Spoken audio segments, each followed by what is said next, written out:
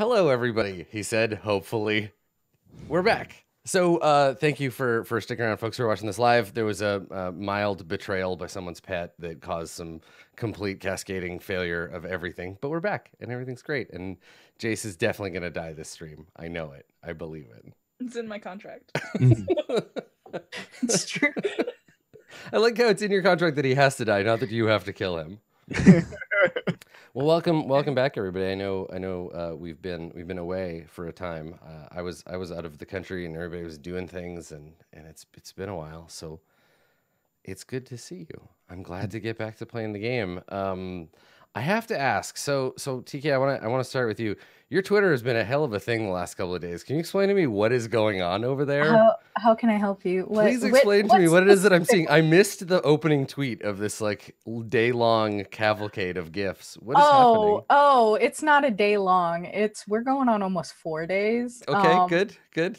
So I recently ended a season of a show that I was playing in on Friday, and I have never experienced anything even remotely similar to RPG Bleed before. So usually when I end shows, I'm just like, well, that's fucking over. Yeah. But like Friday, I was like, oh, I might not ever get to do this again. And that's feels bad. Feels bad, man. Yeah. So I decided to be a super creeper and watch the rest of the shows on the network of those friends that I was playing a game with. And at first I was flooding their Discord with my live tweets. But then I was like, maybe I should put this on Twitter and stop. And so I was so that's what it is. Right now I am watching May Black Roses Bloom, which is like a real grimdark Dragonlance game. Yeah, I saw something about Raceland and I was like, what is happening? Yeah. It's like it's kind of like Berserk, but set in Dragonlance, which everybody knows I love because Berserk is my absolute favorite anime, and I am watching it while watching that show. Nice. So, like, yeah, it's basically my reactions to that. Unfortunately, I got too excited. It's multiple seasons in. So I watched the finale for like the latest finale they just did, which I believe is the second season finale. And I'm just sitting there going like, I don't know what's happening.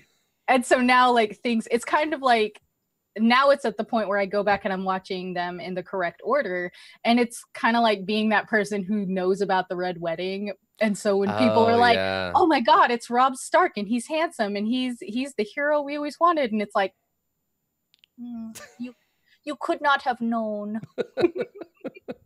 Even though like the only thing you know about it is the Red Wedding, like you know nothing else, but you still have like that like smugness.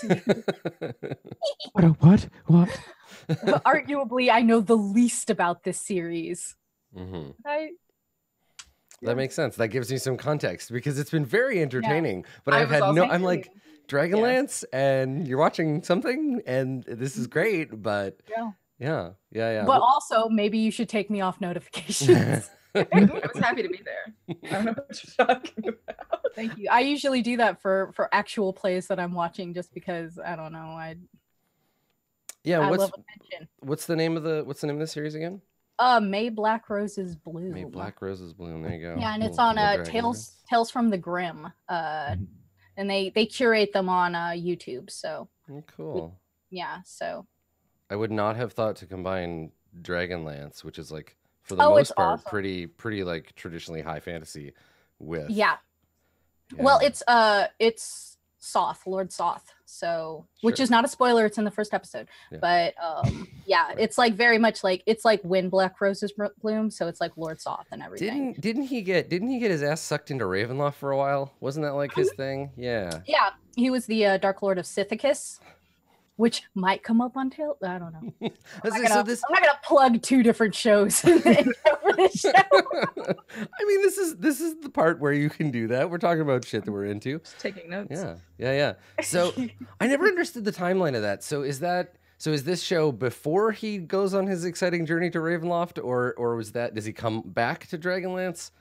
I just remember him being like a cool guy with a tin can for a head.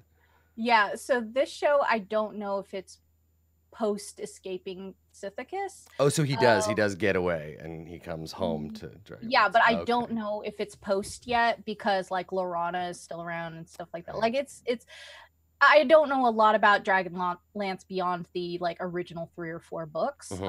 Mostly because what's her name? Caravan and Raceland's sister did nothing wrong. So yeah, I once I discovered evil is the way to go. Once I discovered the Forgotten Realms as a child, I kind of like stopped reading Dragonlance because I wasn't allowed to buy that many books. They were like, you can have one, and I was like, well, I guess I'll read these ones instead of those ones. But yeah, there was I read the Raceland and all that. Well, there's always the movie. Get out of here. Your time is done. We're moving on. No, I signed a contract. How was PAX, Carlos? PAX was fun. I like conventions for a short period of time. Yeah, yeah. And PAX is like 18 days long now. I think that's it goes right up to Gen Con. Yeah. Carlos is still there, actually. Yeah, good. Thanks for PAX Extended. I don't know if you guys have been to PAX Extended before. Yeah. But it's like sleepaway camp. But it smells worse. But yeah, no. I was at PAX. I like going to conventions. It can be a little draining when you're just like, I'm an introvert, I'm indoors a lot. And I have like these big bursts of energy when I'm around people, but it fades and drains very quickly. So I can do like one solid day and then it starts to like cut in half every day after that. Yeah. But it's a lot of fun. Saw a lot of cool people. Yeah, you guys got to do a live episode of Rivals, right?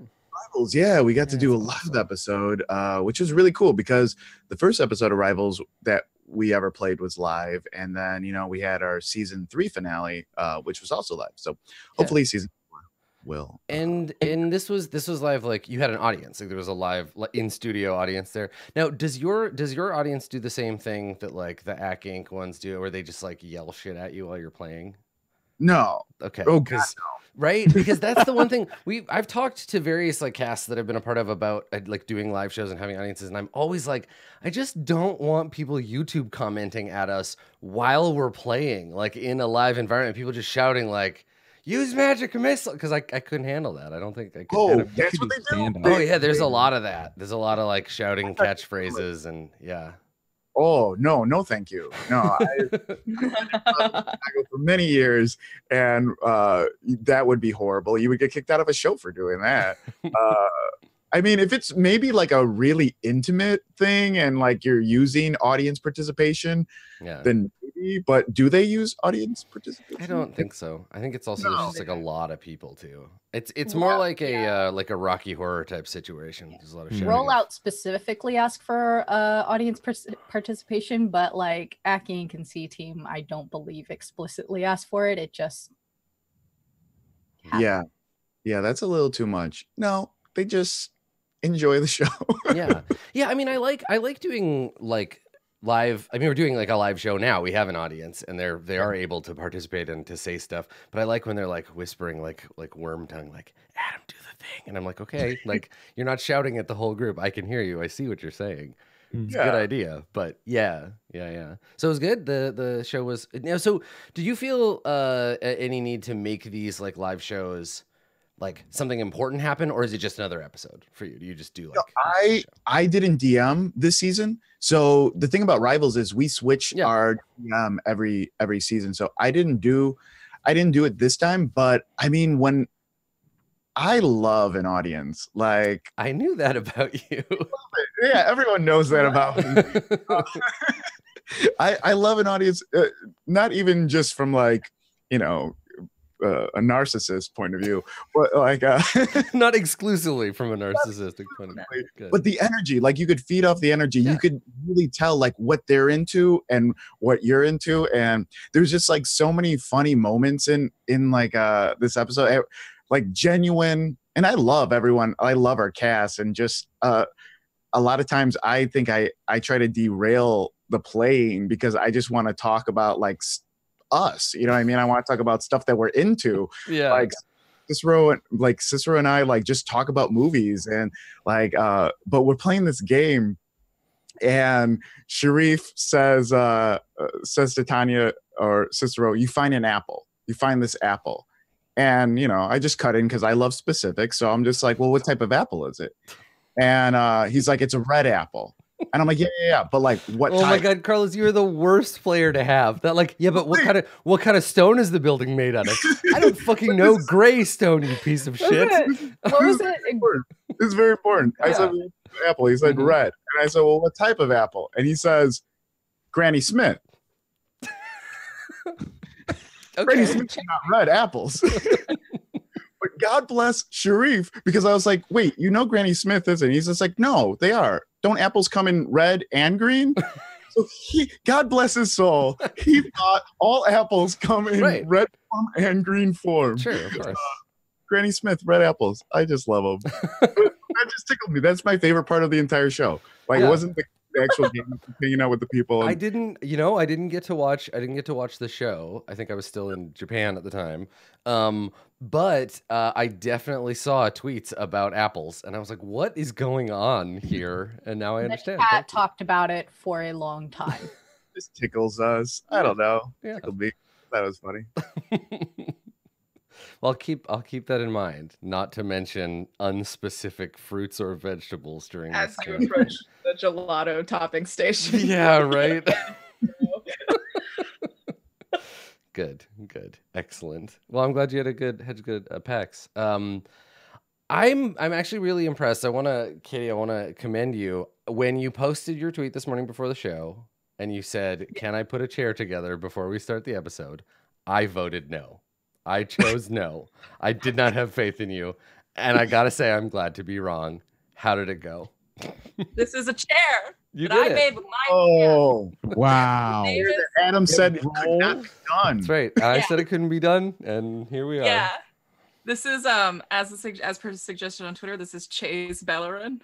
Yes. And that'll be what its name. And so I guess when we kill Jace Beleren, I'll just like throw this in a fire or something. Cycle. So, Factory. Well, besides proving me wrong and engineering furniture, what you been up to? How's things? Well, we did C2E2, which was a ton of fun. There were puppets and mascots. Nice. Yeah, how did that go? Because I remember it being a thing that you've been looking forward to for a while. The puppets. It was so crazy. It's like the hometown game for us, is being able to come to that theater and just like have a really good time. Just so we projected our like character sheets up on the screen, and then they like played D&D with puppets in their hands the whole time, which was very, very terrible, as you'd imagine. It was a lot of fun. We had like giant inflatable D20s that we threw out into the audience, and that was how we did all our dice rolls. It was just genuinely so much fun. And then I had Mackenzie come out in a mascot costume as like the main villain. So it was a lot of wild time. But yeah, that was a ton of fun. Anyway, so did you all get your puppets in the mail? That's what we're doing. I was gonna say, if the Wizards wants to send me a giant mascot costume of Jace Beleren so that we can all beat on it like a piñata, I'm in. I'm super down. Yeah, let's make that happen. Yeah. We'll do a live show. What PAXs are coming up? Unplugged? All right, done. Good. All right, I'm scheduling it right now. The audience can throw their PAX garbage at a giant stuffed Jace Beleren for 2 hours. It'll be great.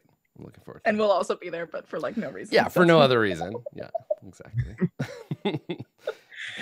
Good. Well, you accomplished one thing today. You don't have to do anything else today. You made a chair. This is it. Yeah, so I'm just going to sit back and sort of let everyone else handle the decision. Good. I'm into it. You're going to let us talk to your sister? We'll get to that. Masood, we haven't seen you in a long time. You were we're gonna start with you. I want to find out what Torgor was up to during, because it's been a week since Torgor saw his friends. But I want to know what you've been up to. How you been, my friend? I've been good. I was a little under the weather a little bit ago, so I was bummed to miss the last episode. But I'm healthy now, which is great. my sister got married this past weekend, so I was running around doing a lot of stuff for that. I found out the it's like a pre-party party that's on Friday night before the actual reception that was on Saturday. I found out at the end of that party that I needed to MC the reception. Oh, good. My parents were like, oh, by the way, you're hosting this. Good, fantastic. I found out about the speech like a week ago. I was like, okay, cool, great. And they're like, oh no, but you're an improviser, so this is like what you do. And I was like, oh, so now you support my dream. Awesome. Good to know. So was your speech about like, did you get up in front of the mic and you're like, all right, so I need 3 reasons that I love my sister. I heard toaster oven. Okay, anybody else? I should have done a real hot improv set. That would have been good. Instead, I did a bit because we were wearing Shirvanis, which is like this. Have y'all ever seen? Y'all have seen Matrix Reloaded, right? The suit that Neo is wearing is a like a standard Indian outfit called a Shirvani. And so ours weren't black, they were cream colored, but I kept saying my now brother-in-law looked like the Bollywood ripoff version of the Matrix Reloaded that they shot. And that got some good laughs. Okay, and I made fun of one of my bald cousins who's honestly looked like Morpheus since he was 22 because he went bald at 22. And that was also a bunch of good jokes. And then I did a bit where in Urdu being like an uncle being like, is he still talking about Matrix? Like, it's not even Matrix 1, the better one about plot. It was like 2, which is only CGI, which is, like little kid shit. It's fine. I feel like when you describe the Bollywood ripoff of the Matrix Reloaded, I'm like, that sounds better, and I want to see that. The fighting would have been more intense and a little more unbelievable. I love how this story, Masood talks about his sister getting married, but only talks about his set. Yeah. Let me. Anyways, I made this joke. Yeah, listen, we don't know. I really think it's got legs, guys. I think I'm gonna try and put it in this environment. We don't know here. We don't know her. We're here to support Masood. Okay, we don't know this lady. Congratulations for getting married, but like, I want to hear about the jokes. The main set was both my parents are doctors and my sister's a doctor, so I was like, thank you for like succeeding so well, so I could fail miserably. So like that was kind of like the like thesis point of the speech, and it was beautiful. I edited it with a very cheesy line, but like, moments of conflict always turn towards one another, and moments of victory always towards one another. Like this whole thing. Yeah. And then I was like, oh, that's very sweet. And I was like, okay, I'm out. And they're like, I had to immediately go back to emceeing things, and they were both looking at the table like, we wanted to give you a hug. That was so sweet. I was like, I can't. I have this job that I'm doing right now. Yeah, you can't hug me. You made me do this job. I have to run this wedding. I didn't eat. They ate at their wedding. I didn't eat at their wedding. That was the most upsetting thing. Yeah, you're not the guest. You're talent, and you don't get access to craft services until the whole production is done. That's the worst part. Shameful. Well, I'm sure you did a fantastic job. Well, thank you. I'll take it up with the booking agent, my dad. That's right. Yeah.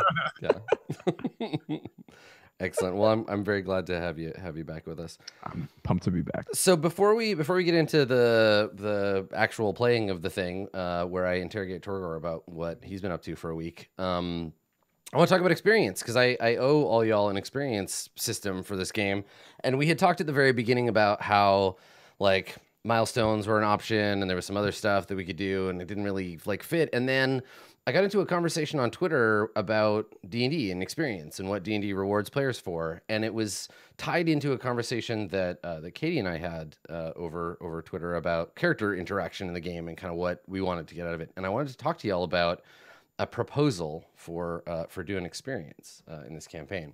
Okay. So rather than use the stock XP or like the milestones XP, I wanted to take a page from like Blades in the Dark or Dungeon World, where at the end of the session, as both a kind of like quick review of the stuff that happened during the session and as a way to give you XP, we just answer questions.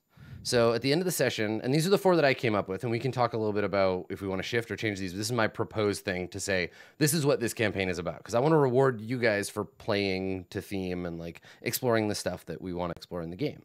So I figured these are the four questions that we can ask at the end of the session. So for each character, we'll answer these kind of individually. Some of them, everyone will apply them. Some of them, just an individual might.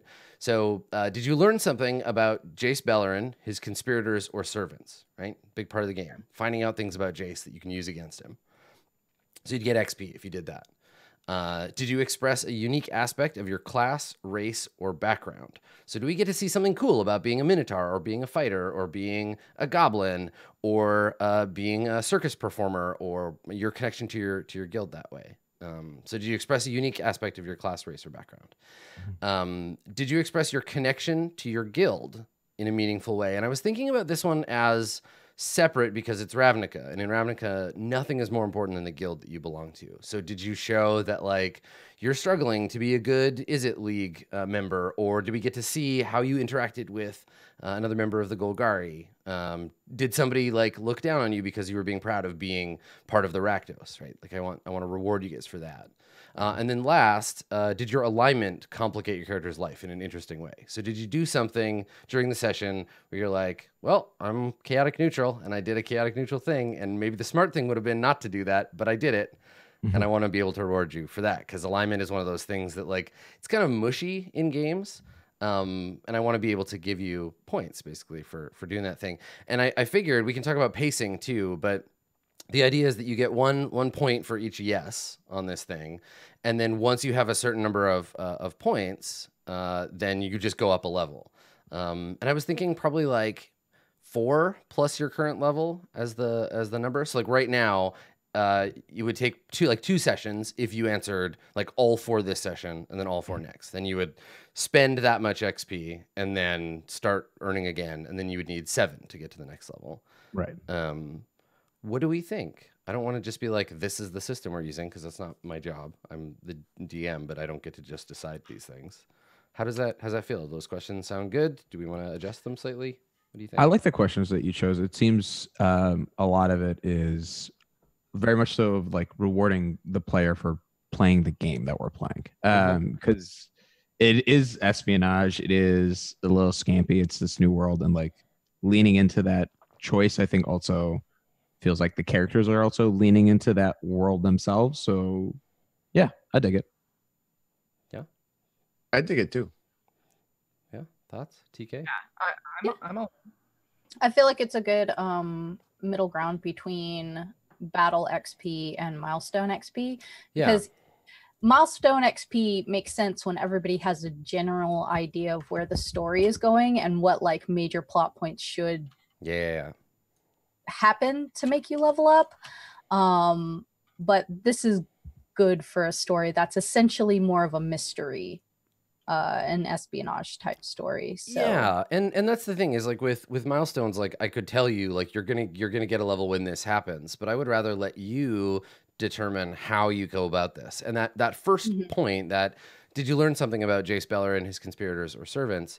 Like that's, you can do it however you want. And in this case, like learning something advantageous about Zlatek Ironclad will get you that point. And right now it's low level stuff, but as we get further in the campaign and you start getting closer to Jace himself, you'll still get XP for that particular thing. And then it lets you pick the stuff that you want to focus on today for the other experience. And all you have to do is just like have a moment where you express those other things. And everybody's not going to get all 4 every single time. Sure. But I figured it'll give everybody a little room to kind of track that stuff. So well, and it gives us a little bit of direction too. Exactly. Because yeah, well, and that's the thing. The questions are me saying this is what I'm interested in making a part of the game. And then you can kind of fill in, like I'm asking the questions and then you're giving me the answers, right? Yeah. Yeah. As opposed to us just murdering everyone that. Yeah. But I mean, for TAC, being murdered. But for TAC, you might get experience for doing the murder thing, because alignment, right? Connection to your guild, expressing a unique aspect of your class, race, or background. Like all of those things are Murder. Murder could be a way to express also maybe those. growth. So like maybe Exactly. maybe the character should grow outside of the murder shell. Exactly. So you have that opportunity to be like, well, I won't, but yeah, but you could. Exactly. And you'd get rewarded for either growing in that way or not. Well, then hell, I'm not going to grow them if it's either way. Wait, is murder still on the table? Yeah, it sounds like murder's absolutely on top. Well, of the now it's not. Yeah, now it's not so much about what you murder as why you are murdering them. Right? We're really getting into strategic murder. the meaningful. Well, there are a bunch of baby kobolds, and God damn it! No, I would not kill the baby kobolds. I know I did it just for a callback. It's good. It's good stuff. Yeah. Okay, cool. Well, let's take it. We'll take it for a spin. We'll see how the pacing is and see how that feels as we go. And we can always change those questions if our interests in the campaign change, and if the focus changes. Cool. Okay, cool. So Torgor, you have been absent from your co-conspirators for just over a week. We took a week of downtime because they were all too poor to buy disguises. I'll let them explain that to you later. But I want to give you a chance. I want to give Torgor a chance to have a sort of a solo scene. You can take a week of downtime and choose one of the downtime activities. So I'll get that going. But what was it that took Torgor away from his, I was gonna say friends, so I don't want to make that call for you. Yeah. It's mainly losing to Furkettle in the fighting pits. Like it was his old rival beat him again. And he's just been taking and then lost the group of Boros goblins, and it's should be doing better, really doubting himself, and he's I need to take some time. So he spent the week ideally in my mind working with his animals. Sort of just doing that time with his other spending some time getting some monster therapy going with some of these massive three-horned rhinoceroses and just great a giant worm is one of his favorite pets that he works with for the Rakdos circuit.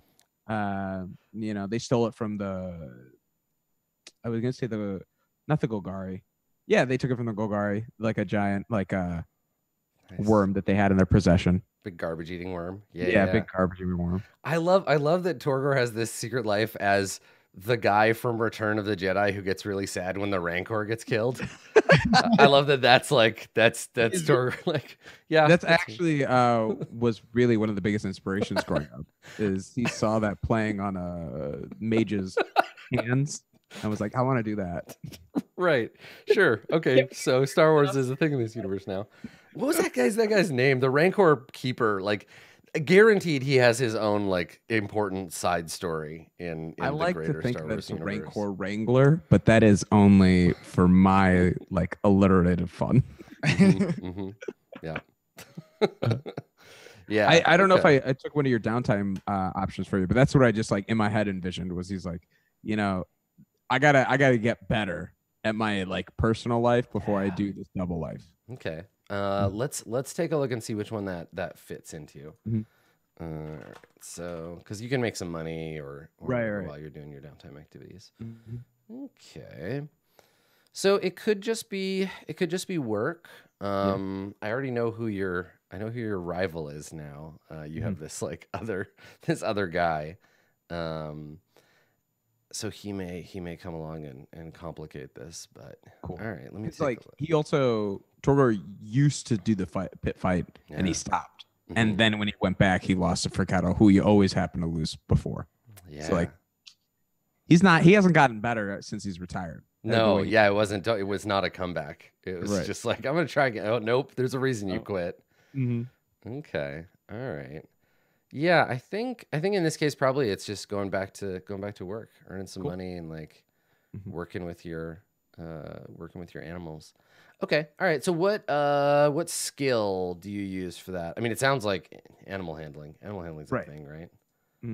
Okay. Let's see. Yeah, animal handling. Okay, all right. Or let's just roll on it. Yeah, make an animal handling roll. Okay, all right. So, you're able to sustain a modest lifestyle for the week. You don't make any extra cash. And can you roll? Actually, here I'll here I got the dice ready. 26. Okay, so there's no complication. Nobody tries to get in your way or cause trouble for you. All right. Cool. So when you are reunited with the gang, so Tack, Rode, and Winnegar, when we last saw you, you were hanging out with Rode's sister, Triska, and I believe there was some discussion about gelato. Now, I think rather than jump right back into like moment to moment there, I think you spend some time with your sister. And do you use that opportunity to kind of pull the trigger on getting her her help, or is this just like priming the pump for later? And you're like, I'll see you. You make other plans, because I know that you came here originally to kind of under the auspices of, and this is obviously a PC plan because it's so overcomplicated. The original plan was to come here to get her to help Tack and Winnegar, who are pretending to be law students, to get Graduated into from Phoenix University. That's right, Phoenix Yes. University, to get them closer to Zlatek Ironclad, who is a fairly like important member of the Azorius. But you didn't quite like there was no, you didn't pull the trigger on that yet. It was just kind of like, No. these are my friends, let's hang out. Yes. So did you want to try like going ahead on the plan, or do you want to make plans to meet with her again later and reconvene with your allies and then do that? I think it was make plans to meet later. Yeah. As sort of the initial, because if we went too fast, it wouldn't have worked literally any bit at all. Yeah, I mean, you got the impression that she was a little bit suspicious. Actually, you know what? Make an insight check. We'll do a little like, how do you feel about it after the fact? Okay. We'll see what you can kind of pick up. So Oh, I a get 6. A 6 is a good number to roll now. That is an excellent number to. She hates your guts, probably. You're not sure. You're just filling in all of the gaps with your own insecurity. So I'm going to let you tell me, what do you think that she thought about that? Oh yeah, it probably didn't go well at all. I probably just relived a lot of childhood trauma, just like second to second. I think that there was a lot of. I definitely probably leaned too hard on the alibi. Probably put Winnegar and Tack in a not great place because they were probably having to cover a lot more than they maybe needed to. Okay. So now I think we're very how clear is that? How clear is that to Tack and Winnegar? Like, can they tell that you're a total mess, or are you doing an okay job holding it together in front of them? I think that Rode thought that she did great. But, okay, that's part of the answer. But good.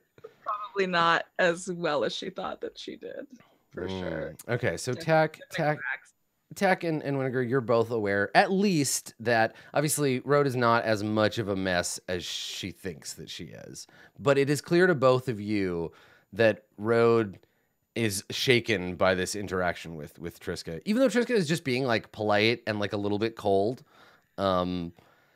Yeah, Rode is having has had a real hard time with this. And I think the three of you, you've gone your separate ways from Triska. You're still in Precinct 1, right? You're still in the vicinity of the Azorius building. We can still kind of see people coming and going. And I think you've just said goodbye.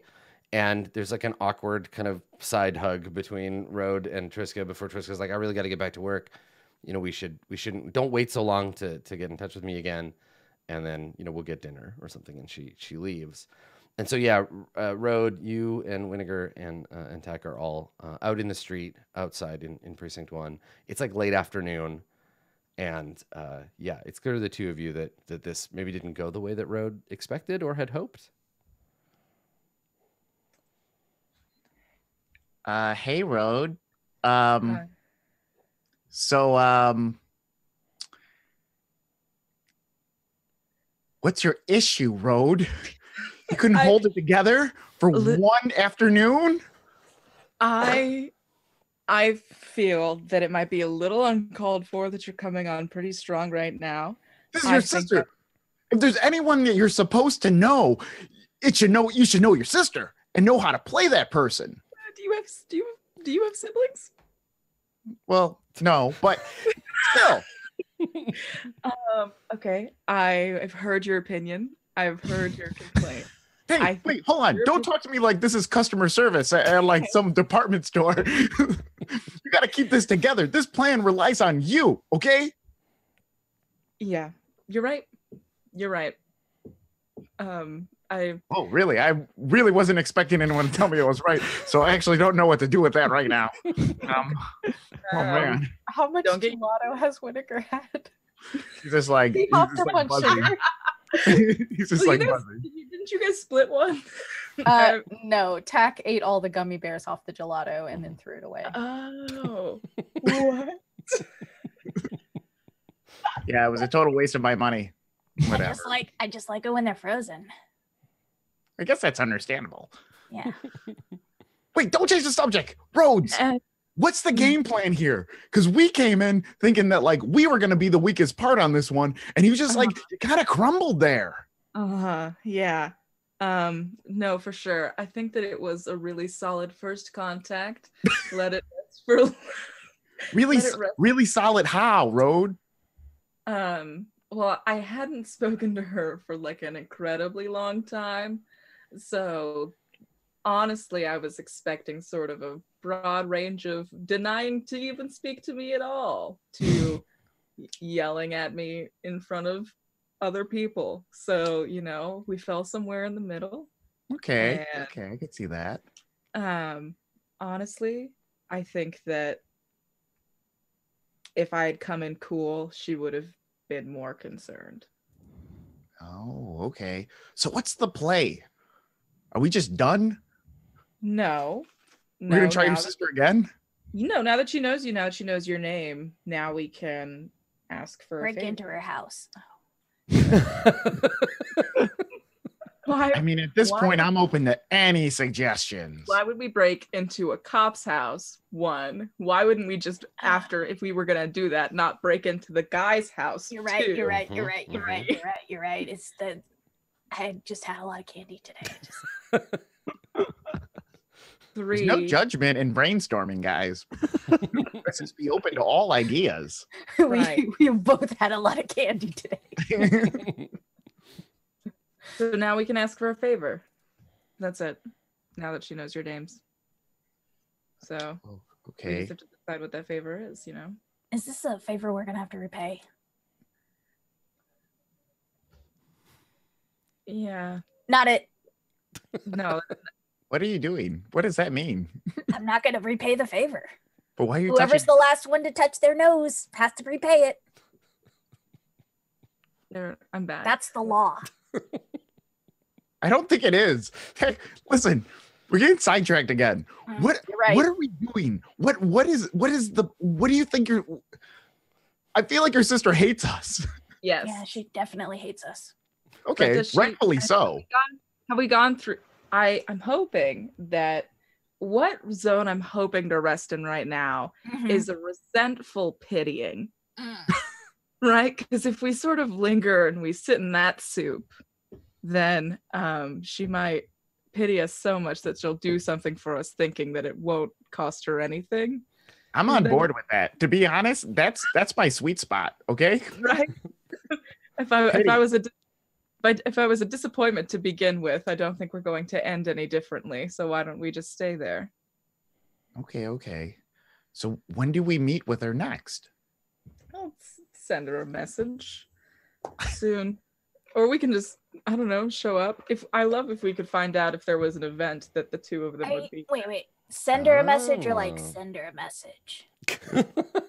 Right, Tack is already send her thinking about a horse's Like, head to like- cut off. Whose head do we have to cut off?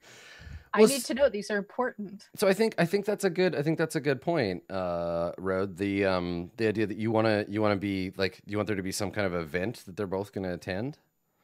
Yeah, I'd love to try and find something like that out. Yeah. There's absolutely, I'm gonna say yes to that for sure. Because there's nothing better for PCs looking to commit a crime than putting a ton of cops all in one place. So Hell yes, that's my sweet spot. yeah, We weren't asked to do a crime, we were asked to make a friend, and I want that to be. friends are crime. So Oh, look, this poster says the policeman's ball is tonight. yeah, Oh my god, look at that. right? No, and I'm totally okay with that kind of coincidence. It's not a ball. It is it's a there's a dinner that is being held to honor a member of the Azorius Senate who has been recently like promoted for all of his hard work in keeping Ravnica safe. There is a Harry Potter style like animated image that you see on a poster where there's this guy, and he looks to you a bit like he might be a Vidalcan, but there's something about him like something that's not quite right. He seems like a bit funny to you, Winnegar. Everybody else, you just see a Vidalcan on this poster. And at a glance, this guy looks very serious. He's wearing an Azorius uniform. And the picture is it's one of those kind of like promotional like images where there's like flash bulbs or whatever going off. And he's like shaking someone off camera's hand, but not smiling, just looking serious. And then he looks right at the camera and kind of makes a serious face like, and then it loops back again. Is he kissing a baby? No. This is the kind of guy who you would not give your baby to. He would just be like, ugh, get this thing away from me. I wouldn't give my baby to almost anyone, but yeah. That's true, right? Why are people giving away their babies? No, don't give your baby to a politician, especially. Does he have a face that makes it look like he would eat a baby if given one? I mean, that's really you're gonna have to get a better look at this guy. But yeah, investigation. The image is black and white. I say he looks like a Vidalcan because he has some of the facial features of a Vidalcan, and you do notice he does have the 6 fingers. But only you notice something funny about him, and you can't quite place what it is. If you get a better look at him in person, you might have a chance. He does have his name is on the it's on the poster. I'm not sure what his title is right now. He's some kind of minister in the Azorius. His name is Dovin Ban. And he is being awarded some kind of like civil service award for his work in the Azorius. And there's going to be an award ceremony and a dinner and some speeches and stuff that is happening tonight, because why not? And there's no chance that your sister would miss this. It's a big Azorius event, and she's a ladder climber. So great. Wow. We gotta hit this tonight. This poster is incredible. Are they gonna have free food? Well, definitely, yeah. They'll definitely have free food. I don't know if it's one of those events that you have to like order ahead of time. Oh yeah. What if we have to like order plates? So there's a public and a private part of this event, right? There's the like the policeman's dinner or whatever, where they all the members of the Azorius gather and they all shake hands and meet, and that's the fancy important part. And then there's the award ceremony bit where everyone is allowed to gather in the plaza, and that's a public event because it's being held in the 10th. We just swipe on the light brochure. Yeah. Exactly. Oh yeah, it's open to the public. Yeah. Okay. All right. So let's get into this. So do we go there and hang out with, all the other plebes, or do we try to like sneak in? We can try. Did you know your eyebrows are doing What is it doing? Your eyebrows are stop. I might be nervous. Okay. If we try to catch Triska at the entrance, then through social awkwardness, if she's worried about not making a scene, then we might get in with her. Okay. So all we have to do is make your sister uncomfortable in public. Yeah, I'm really excited about it. Awesome. Yeah. I excel at this thing you were thinking about. Look, I mean, she's gonna be here, isn't she? Yeah, that's true. I say it's worth a shot. Yeah, we should break it. Okay. Oh no. You're right. I'm sorry, it just got crimes on the brain. All right. Well. So what do you want to do? What do you want to do to prepare for that? You have several hours. You can go and meet up with Torgor and maybe go to the host in the shell to touch base. Yeah, right. Like, well, so this is the thing. Host in the Shell is in a different neighborhood right now. It's still in. We haven't brought it over here because it's we're doing stealth mission right now. But yeah, you could send a message to Torgor and be like, hey, we need you, buddy. We're doing. Yeah, this I'm sure thing. it was like we already were like, meet up after this meeting we have. Mm-hmm. we couldn't get you formal clothes in time. Sorry, bud. It's hard to find miniature sizes. I get it. Nah, it's fine. Mine has snap buttons in the back, so you could try mine on. It's fine. You can wear it like a glove. That'd be fun. The thermals. So, I mean, you have enough money left over, I think, from your week of working to like rent like a hotel room or something in this district. It's gonna be expensive. It's gonna be like a full Xeno for a night. But you could use that as a base if you need somewhere to like reconnoiter and rest up before you go. Or if each of you have any like individual stuff that you want to plan on for this mission, you could kind of break and do that and then reconvene at the beginning of the ceremony. It's like a group meeting, right? So everyone's on the same page. Yeah, do you want to do that? Should we cut to that? So who's gonna pay for this room if that's where you want to do it? Or do you want to just like have it in a coffee shop somewhere? How public do you want your little group meetup to be? How much would it be? A room big enough for 4 people is gonna be like three gold, 3 Xenos. Ugh. Oh, thank goodness. Okay. I'll throw in some. Yeah. I was afraid I'd have to like make that sound for a really long time. Yeah, right. Everybody, it's like reverse rolling initiative. Everybody's reaching for their wallet, and it's the person that reaches for it slowest that wins. Jack's just like, I didn't bring mine. Sorry. Okay. All right. So Torgor, you were given you receive a message letting you know that your friends are, and maybe I don't know what your reaction to this is, but they give you an address that you recognize as being in Precinct 1, which is a really rich precinct. That's where the Vizkopa Bank is. Like Orzova is in that district. It's rich. The Chamber of the Guild Pact is there. It's very, very fancy. And they're like, yeah, we're at this hotel here. We've got a room. Come and meet us.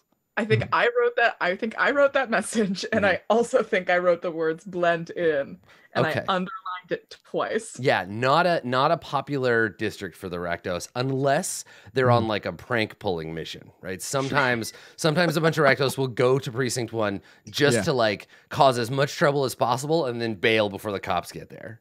Oh, so I know the good times. I know the good places in Precinct 1.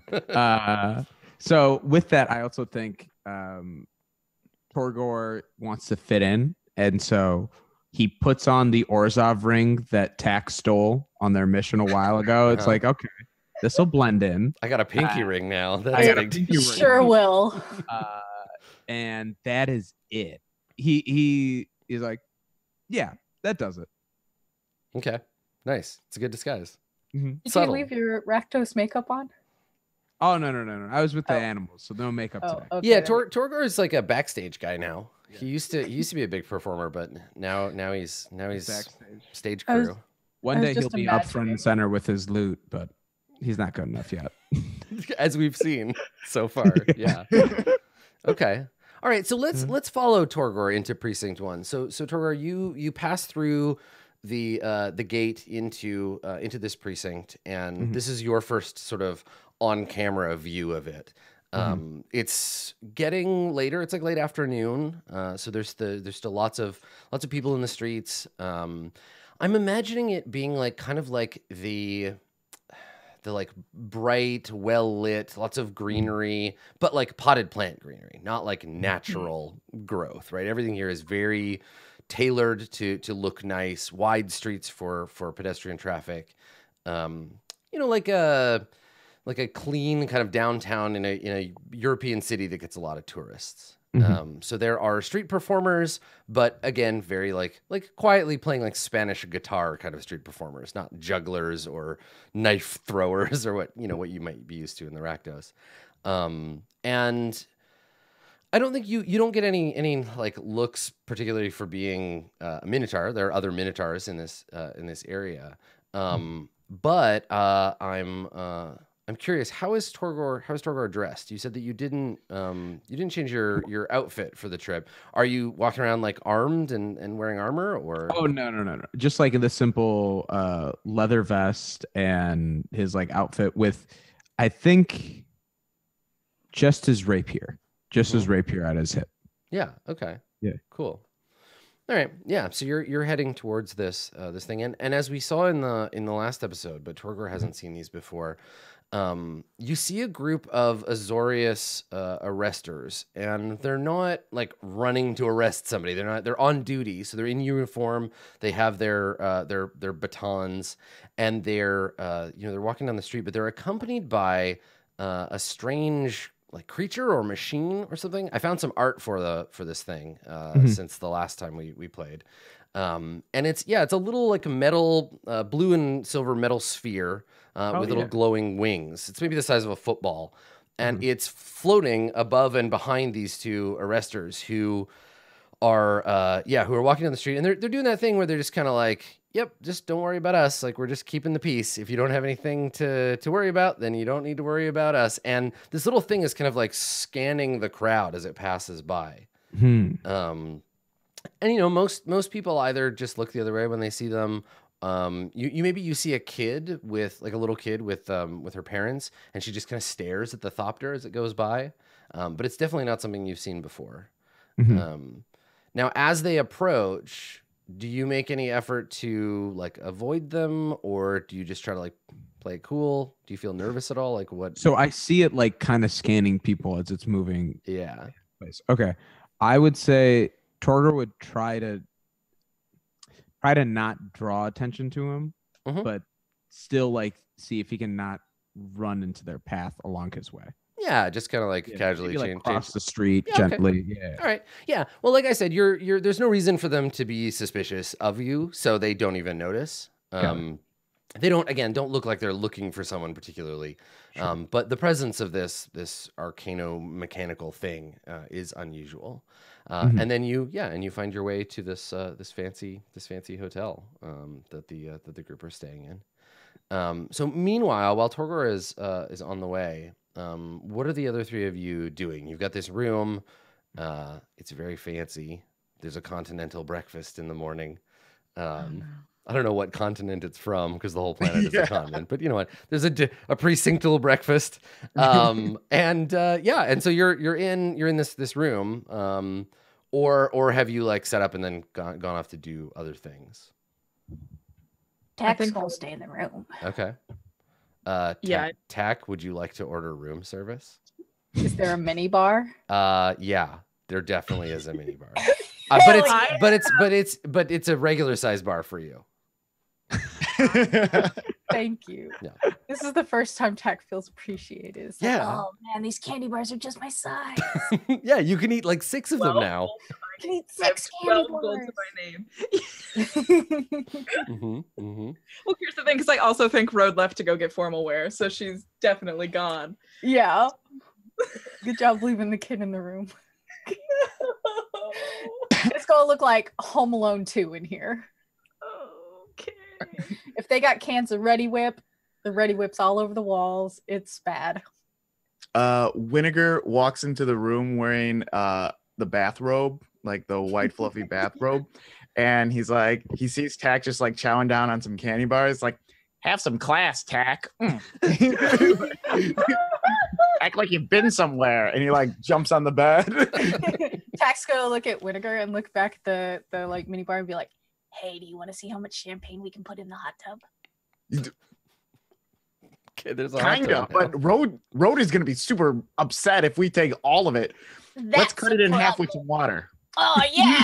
It was like, that's a problem for future us. It's just like, boop, into the hot tub. Excellent. Champagne. Extra bubbly. Champagne in the jacuzzi. Good. Fantastic. Yeah. Perfect. Champagne for my real friends. Real pain for my sham friends. Just like, pour one out for our fallen brothers. Yeah, but you got to leave a little bit in because we got to fill the rest with water. You're right. Oh, just put it back in the mini bar. No, we don't know. So Road, while this chaos is going on and while the bill is getting larger, where did you say you wanted to go? I went back to my apartment to get actual formal wear, because if I'm not going to be in Precinct 1, like law people clothes, okay, not look like a mistake. I'm not sure what the Ravnica public transit system is like. It's a big place, and I don't know how people get around. Is there like a train? Some kind of I don't know. I assume there must be some kind of thing, because otherwise you'd never be able to get anywhere. Yeah, I had when I DM'd for the one shot, one of my players was killed by it. So Oh, good, perfect. all I know. Yeah. So. There you go. Yeah, there's got to be some kind of like way of getting around in Ravnica that's fast that way. So what? Let's talk about. I love getting to see players' characters like houses. What is Rhodes' house look like? Like what kind of neighborhood is it in, and what is it? It's probably like in one of because the Simic Combine has like those. I almost want to say that they're holes. Aren't they holes? Aren't they like? Yeah, I don't think you would call it a hole. There's a special name for it. I live in one of those Simic holes. A Simic hole. They're called Zonauts. Yes, Zonauts. thank Yeah. you. Yeah. I go nuts for Zonauts. Delicious Zonauts. I like a glazed Zonaut myself.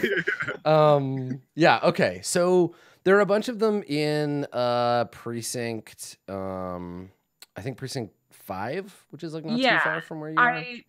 Yeah, she lives in the one where most of the legislative action for the Simic Combine is. Yeah, Zonaut 7. Okay. She lives in that one specifically. Okay.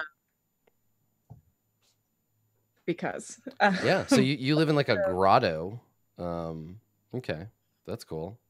Is that the name for it? Like it's like because this is a lot of the Simic are amphibious, right? And you're semi-amphibious now too, so you need to be near a source. It's easier to rest when you're near like a source of water, or at least the area you're in is kind of damp. I was actually definitely thinking about this because monks have like meditation time, right? And I think that is almost certainly for road bubble baths. Nice. Okay. Like, cool. Like I almost think that like her bathtub and bathroom are like bigger than the rest of her apartment. Like I think like that's like her, and then like her very nice closet that's like organized by color is like nothing close to what I'll ever have. But like it's very like it's much tidier than I think you'd expect. For her, it's like nothing's out of place. I don't know. I feel like I would assume Road to be a little anal retentive. So yeah. Yes. So okay, so you get home and you know you've got your keys in your hand. You open the door and you come in, and on your little like desk, that table everybody has where they throw their keys, on there is an envelope that you definitely didn't put there. It is just like a plain like gray envelope, sealed with wax. There's no seal, like no stamp. It's just like a flat pressed wax. And yeah, and it's just sitting there. Somebody's been Before I open it, I check my apartment for signs of entry. Yeah. Okay, make an investigation check. A -1, great. Perfect. Good. Nice. You get an 11. Okay. There's nobody forced the lock. There's no evidence that they like picked the door lock. Yeah, there's no damage to the door or any of the windows or anything. I guess there wouldn't be windows because you live in a hole underground, but right. Yeah. Great. Okay. I open the envelope. Okay. So inside the envelope there is a handful, maybe like a half dozen photographs, like prints. And they appear to be surveillance photographs of your target, of Zlatek Ironclad. But it's not him like at home. It's not him at the office. You don't recognize where he is, but he seems like out of place. The area that he's in is like quite dark. And he looks like he's having an argument with someone who is also human, looks a little younger than him. They're definitely related. And the person that he's arguing with is dressed kind of like Winnegar. He looks like he's a member of the Izzet League, and they're arguing about something. And then the last image is it looks older, and it's a picture of the target of Zlatek, and then this younger guy, and they're posing for a portrait together, and they're both dressed in like funeral clothes.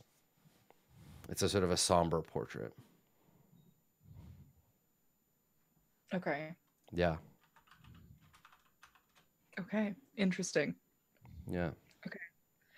Broad like neatly puts them back in the envelope. She gets like an overnight bag ready. Okay. She, in the bag itself, she opens up one of the seams and puts the envelope in the seam and then flats it back out. Oh, cool. Okay. So it's relatively stowed. Packs up her formal wear and gets the fuck out. Very upset that her home was broken. Yeah. And I think you walk past a couple of other like Combine members, and they kind of give you a look as you like, storm out of your own house. Like, what's her problem? Honestly, probably not the first time. No, probably not. Yeah. No. Okay. So meanwhile, Torgor, you arrive at the hotel. The front desk tells you the room that your friends are staying in. And when Torgor arrives at the front door, Tack and Wigger, what can he hear from inside the room before he comes in? I imagine it's something like Tack trying to get me to jump into the champagne. And I'm just trying to explain that like I'm not as small as Tack and I will hurt myself. But Vinegar really wants to do it, so they're coming up with like Tack's like, yeah, we're just gonna put some towels down inside the champagne and then you won't get hurt. And Vinegar's like, I don't know. We'll put the pillows in. We'll put the pillows in the champagne. So when Torgor opens the door, it's just like Tack chanting me on from below, and I'm standing on top of the sink, ready to jump in. Not only that, we both decided there were not enough bubbles. Yeah. So we took every single bathing item. Oh yeah, I was gonna say it's just a mountain of bubbles. Like you gotta stir it. You gotta keep stirring it fast. Yeah, because the bubbles are supposed to cushion the fall too. So there's like that's how it works. Soaked, ruined silk pillows in there. So the bathtub is this enormous jacuzzi because it's a fancy hotel, I guess. This enormous jacuzzi is full of champagne and bubble bath and pillows and blankets. Yeah. And Torgor, you walk in, you're like it's just a carpet of bubbles. Yeah, you're like Donald Glover with the pizza and the room's on fire. So you walk in and this is what you see. You see Vinegar perched like a gargoyle on top of the sink, getting ready to jump into the bath and Tack. Like both slow turns of the head, like yeah. Vinegar turns and's like, we weren't doing anything, and then like he comes down. Torgor's just like, everyone told Torgor Rakdos was the craziest guild. Rakdos makes sense. You all, I don't even know. Yeah. Tack will look at Vinegar and then at Torgor and then at the bath and be like, hey Torgor, you want to jump in the bath? No. I'll give you a coin. I mean, Torgor, yes, but Torgor too big. No, we got all these pillows, we got all these bubbles. It's gonna be so soft. It's gonna be so soft. Guys, it's not gonna work. It's gonna work. It's gonna work. No, Torgor's already. I'm wearing my nice vest. Okay, Torgor's already wearing his nice vest. Off.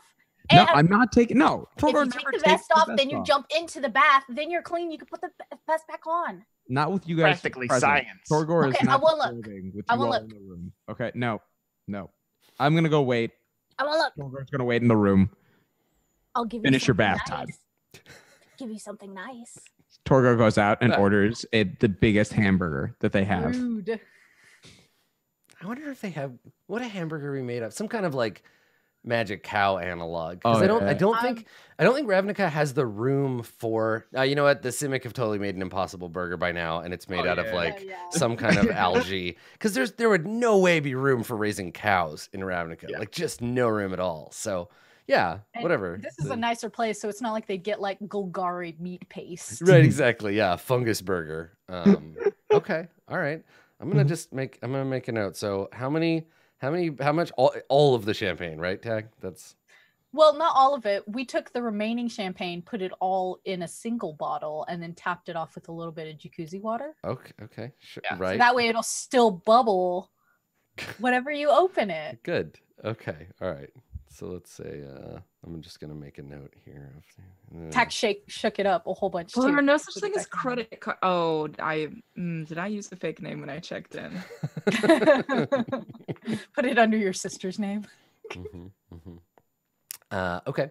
All right. So, Road, you return, and all four of you are reunited back at your hotel room, which is only a few blocks away from 10th District Plaza. So, out the window, you can hear the sounds of work crews, right? The sounds of them building the platform upon which Dovin Ben is going to receive his award. They're putting together all of the seating for everyone to go. And then behind the plaza, there's like a hall, and we can see that there is a group of laborers putting up a big banner, with the Azorius logo on it, the Azorius sigil, and they're getting ready for tonight's event.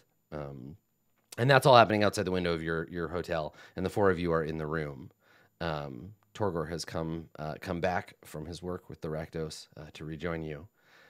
Did you want to tell him what you're doing here? I imagine you're curious, Torgor. So. Oh yeah. Wait, no, Rhoda is still so mad.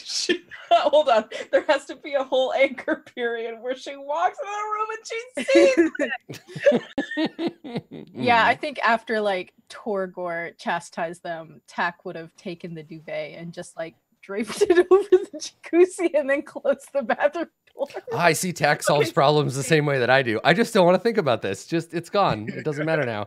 Push it under the bed. Okay, so how perceptible is it that you've massively fucked this up? I mean, let's roll for it. That's the game. The game gives us these tools. I'm gonna tell you right now, super perceptible. How perceptive are you? Yeah, right. So Tak, why don't you make a deception roll? Make it with dexterity instead of charisma. Oh, no. Make a deception roll. You're fairly dexterous. You're pretty good at lying with your hands. I don't know how to do that with. I think you have to just roll. I don't think it prompts on the sheet, so I think you just roll a d20 and add your. So slash in the chat down here. So instead of taking away 3, we will be adding, or instead of taking away 2, we will be adding 3. Yeah. So you can just roll it like normal, and then we'll look. So the d20 roll was a 9, so you'd be adding 3 instead, right? So yeah, so it'd be a 12. Okay. All right. So the difficulty's 12. So Road, thinks it looks great. Yeah, it's slightly above average by like 1. Road, make a perception check. Yes. Looks fine. The room's like a little bit messy, but Road, you have no idea that under the jacuzzi cover there is a percolating mess of bubble bath and champagne. Oh, Road doesn't even notice the pillows from the bed. Mm-hmm, yeah. Road doesn't even notice that Tak had put makeup on Winnegar, and Winnegar's just like doing this, like they had like a makeup thing, like they put on the face mask, so he still has like mask on him. He's just like peeling off a Biore strip from his nose, from his non-existent nose. But gets mad because it's like, oh, Torgor, you ordered room service? Come on, guy. Yeah, I mean, Torgor is eating probably the best burger he's ever had. Ooh, centaur meat, so tasty. Oh man, when they open up that mini bar, they're gonna be so mad. It's filled with jacuzzi water and just like rolled up toilet strips that have just been like pushed back into the candy wrappers. Fantastic. All right, yeah, Road's too into her fucking own self that she probably. Well, yeah, and I mean exactly. Somebody broke into your house, right? And so there is that underlying. You're probably distracted by that. So yeah, you maybe don't notice the chaos that. Probably not. All right. Hey, Road. So, we were just telling Torgor what transpired today with your sister, and trying to fill him in on trying to figure out the best way to go about today's meeting or chance encounter with your sister, and what to expect. Yeah, and have you shown Torgor the packet that the Rose sent you? I think I would have mentioned it, but I think Road has it. Yeah, I think Road. Yeah. Probably. It's in the seam of right. I think she definitely hides the things inside the seams of all of her bags, so she probably definitely has her. Oh my god, what is the name of it? I've forgotten the name of her purse. What is the yeah, your fancy purse. My fancy purse. I've forgotten the name. Oh no, I'll figure it out. But it's in her fancy purse. Okay. So she definitely like pulls the file out and hands it to Torgor. And then she kind of like takes a second and like breathes very heavily at her overnight bag. Mm-hmm. and then just like unzips it and then goes into the seam and is like, so my house was broken into. What? Oh. And this was on the desk. And I hand over the envelope. Okay. I hand it to Winnegar specifically. I give Winnegar the envelope. Okay. Winnegar, on viewing the contents of the envelope, can you roll a religion check for me, which we talked about before as being our stand-in for like guild knowledge, because you recognize this person is a member of the. Is it? I want to see if you recognize them. Gotcha. All right, how'd you do? A 10? Okay. Yeah, you don't recognize them specifically, but yeah, they're definitely like it's legit. It's not a costume or a disguise or whatever. Like they're a member of the league, and maybe if you took the picture back to work, and we're like, who is this person, and asked around, but off the top of your head, you don't recognize them. Doesn't ring a bell for me.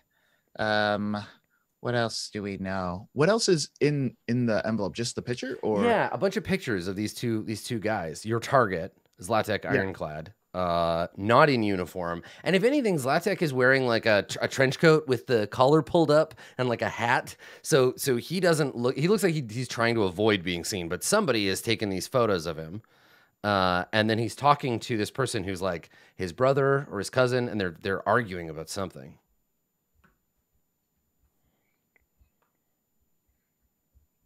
would we know like where to find this? That's going to be at the ball. You think is it Latek that far up in the? Yeah. Oh yeah. This is an Azorius, like an event. Yeah. And I think that while you don't know anything about this Dovin ban, he seems important, and you imagine this would be the kind of event that somebody like Zlatek Ironclad would want to show up to.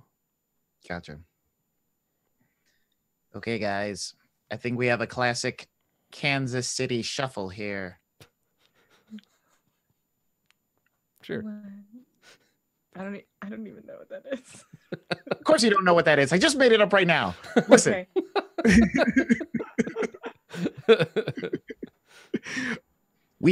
So this guy's definitely going to be at the event, right? Right. I would assume so. Unless We got to it's come like up with a. probably not. It's going to be a very sticky situation.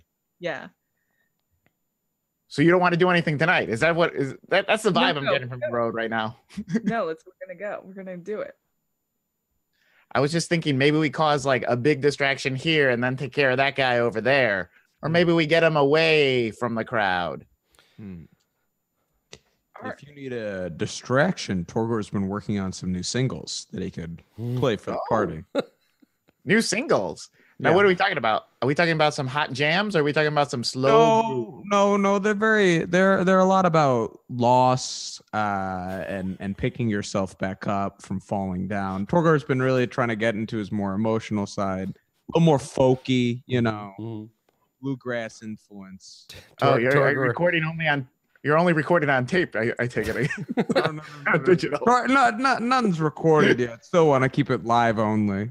I mean, like you could buy magical recordings of like musicians. I think that's like totally a thing. We've talked a little bit before about how Ravnica is pretty anachronistic, right? So Right. like musicians could record like a magical music box of their songs or whatever. When you said singles, I thought like hot singles in your precinct, not like music singles. You're like, I got some singles I could introduce them to. We could, but okay, the guitar thing works too. Yep. So, if there's one thing I know about super powerful, rich, dumb people, is that they love exclusive stuff. They like being in places that no one else can go or get to. So maybe we have an after party right here. Oh, I've never thrown a party. Tech looks no, at I like Winter it. in, like a panic. I get the plan, right? It's like a secret hotel room after party. Yeah. After the yep, sure. And then we call that the honey pot. where I'm from. Yep. Guys, I'm making up all these sayings right now. You're really on a roll. To kill him there, then have him come all the way back here, and then take him away. Because if we're throwing a party, Torgor imagines there has to be other people. Oh, in this, so it Torgor, can't we're just not. be a party of 5. We're not killing anybody this time. No murder. Road says we're No, not ma'am. allowed to murder anybody this time. I asked too. I wanted to know why too, but Road is very insistent. You joke as if that's not our exact orders. Technically, because technically your orders from the Rose are to surveil this guy, understand what his connection to the Peacock is, and then report back. The next orders might be, okay, now kill him, but you don't want to get ahead of yourself in case the next orders are like, cool, be nice to him and be his friend. I mean, I have fucked up many times with the Rose's orders. That's true. That's true. Wouldn't be the first. And as you can see, there are clearly no consequences to that. That's not something you should say. Yeah. It's like poking the bear. She's not here. Why are you going to snitch on me? Then, I'm not snitch. well, if we're just gonna surveil, We're not allowed to kill him. Torgor wonders, does he have any information at this event? Will we know anything from, or we have to wait for him to leave? See, that's what I thought. Maybe just like getting him alone, maybe doing some one-on-one conversations, get him drunk, maybe like loosen those lips.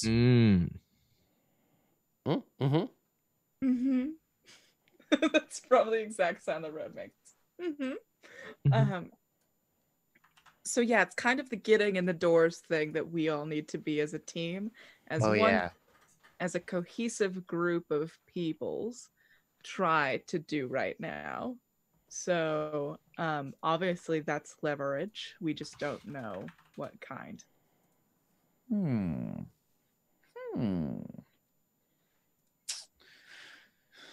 want to look at the photographs. Yeah. Okay. Yeah. Let's take a gander of the photographs and the layout of the event, the space. I just want to look at the photographs and be like, Road, is this your jacket? Are you guys wearing the same jacket? But also, like, are they? I would like for Tack to like read their body language a little and see what kind of a weakness it might be. If this is illegal, things like that. Okay. Make a let me just, I was just grabbing some art for old Dovin here. Okay, so let's have you make a roll. And let's call it an insight roll on these photos as you're looking at them. Ooh, that -1. Here we go. 8. Okay. Looks illegal. Yeah, I mean, maybe. Yeah, it could be illegal. Well, could be a drug deal. Could be dating. Yeah. You don't. Human body language is confusing to you. Neither of them are biting each other, so there's that. You don't. Yeah, like if it was if one of them was an elf or a goblin, you'd be okay. But yeah, gross humans. Oh, none of us are humans, so I can totally say that. Yes, yeah, we can. Everybody just like gives like a knowing nod. Yeah, this is absolutely a safe place to talk shit about humans. It's okay. Yeah, Tech does one of these. Humans. That's right. It's okay. Making fun of humans is punching up. It's all right. Yeah. We all do the POC nod. We're like, yeah. I don't know who put this playlist on. Playlist. Humans do not know how to bring potato salad to a picnic. Oh my god. All right. So so these guys, there's some like tension here you can't read, but it's clear that and Road, you don't know like why this information was delivered to you necessarily, but it certainly complicates things. You don't know whether this is like someone helping you or they're trying to mislead you or what, but you have more information and there's this connection between these people, but you don't know. It's like, who are they? What's their deal?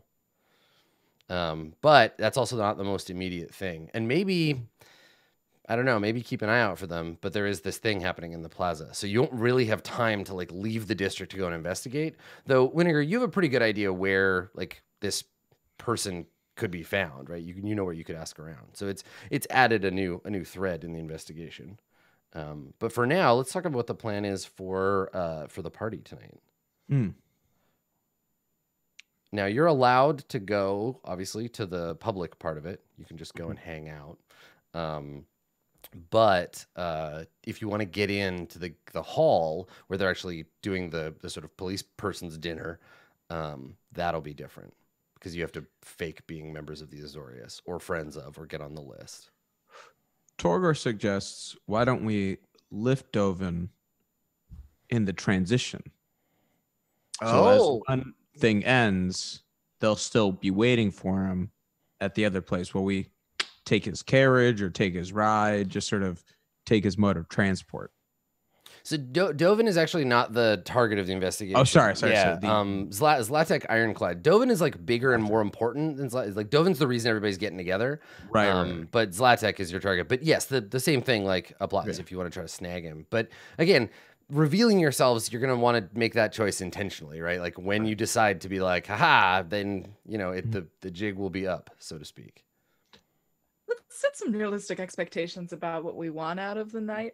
I think that one conversation with this dude where we don't immediately make ourselves would be counted as a very, very large win. That's true. Right? That's all we gotta do. Get in one conversation. That's it. In which we don't come off as weirdos. Oh no! Wait, hold on. We're adding that to the list. This feels like super complex now. Yeah. No, we're gonna add something to it. If we go to this party, you're gonna have to act like a person that people are going to want to get to know. Okay, So, but get to know to make fun of, or get to know to like be ashamed of? What are we talking about? Getting to know? I need people to think that you are cooler than those people. Okay. Winnegar, I know that you have it in you. Wow. Yeah. Torgor is like, wow. I guess Tech and I are just gonna wait in the hotel room. Well, no. Realistically, I should be part of this conversation because it's never gonna happen. Okay, well, actually, I don't know why you're selling yourself so short. You were the one who sort of pulled your alibi together earlier in the day. Yeah. So I don't. Torgor, you're just showing up, so I have no notes or feedback right now. Didn't know this was going to be an employee review. No negative comments. Good to know. None meets expectations. So I think that first and foremost, we just need to believe that we can do this, right? Yeah. I believe I am cool. I am fresh. I am what's lit. Oh yeah, I am Winnegar. You are my friend. Oh, there's Winnegar sitting alone at the cafeteria. I really want to hang out with him now. Winnegar's not even looking into a mirror. He's just looking directly into Roots' face. Just like, oh boy. Okay, so what do you think we do? We go down to this plaza. We try to find we try to find Road's sister. We try to invite this guy to a hotel room or a party. No, we're not doing that. That's not the plan. Unless you're literally trying to honeypot him, in which case not. Well, I was just thinking like, okay, so we're just gonna go up to him and talk to him. I hope I don't mess this up. Yeah, we are complicating a very simple message. Okay, I'm with you. Yeah, so I don't think we should bring anybody back to this room. It could compromise the mission. Are we? And tackle like towards the bathroom. Oh yeah. But Tack, do you think we should bring some champagne?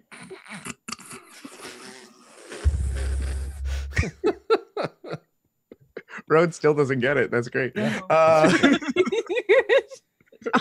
Honestly, the two of you acting like weirdos just doesn't feel it. It's really normal. Yeah, it's pretty normal. Yeah, nothing unusual is happening here. I agree. I didn't think that it would be Winnegar and Tack who were the two small children of the party, but I'll take it. Yeah, Winnegar used to have his shit together, but here we are a few episodes later. Ever have his shit together? I thought so, but maybe I'm wrong.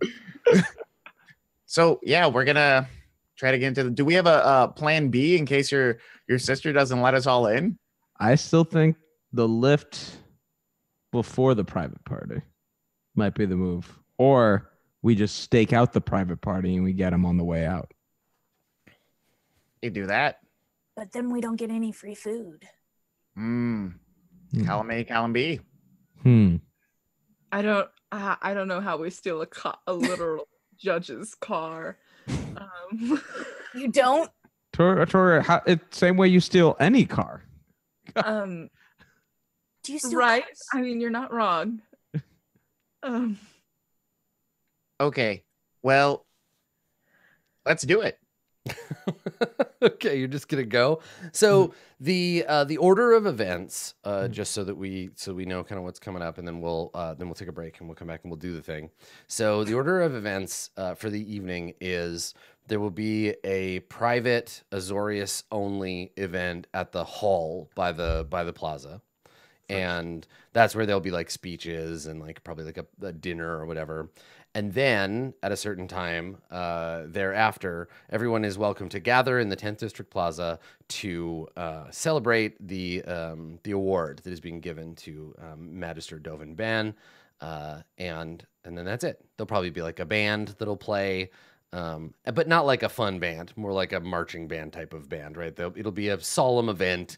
He'll get his reward. Everybody will clap, and then that's it. That is the end of the night. Now, because this is how these things work, that there will be like splinter events, right? Obviously, Dovin Man will go do a thing, and then everybody who's like cool and worth something will go with him, and then that could be a point at which you could scoop in and try to get this dude. But I don't know if you want to try to sneak into the early event or wait until he comes out for the plaza event.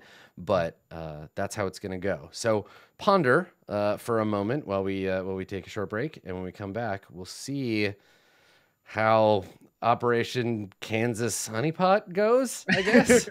Kansas City Shuffle, baby. Stick around. We'll be right back.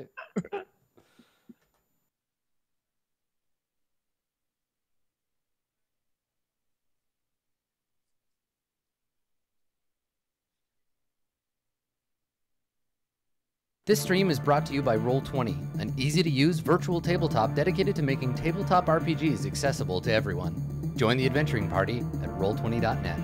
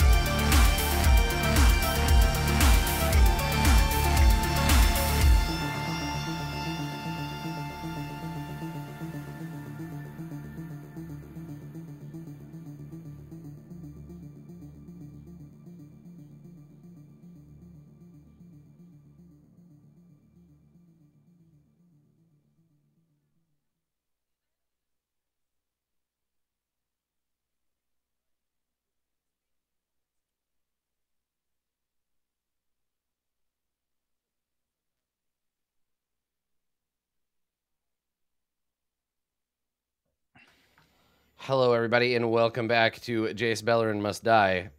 It's party time, sort of. It's not really a party. It's like a solemn event, not so much a party.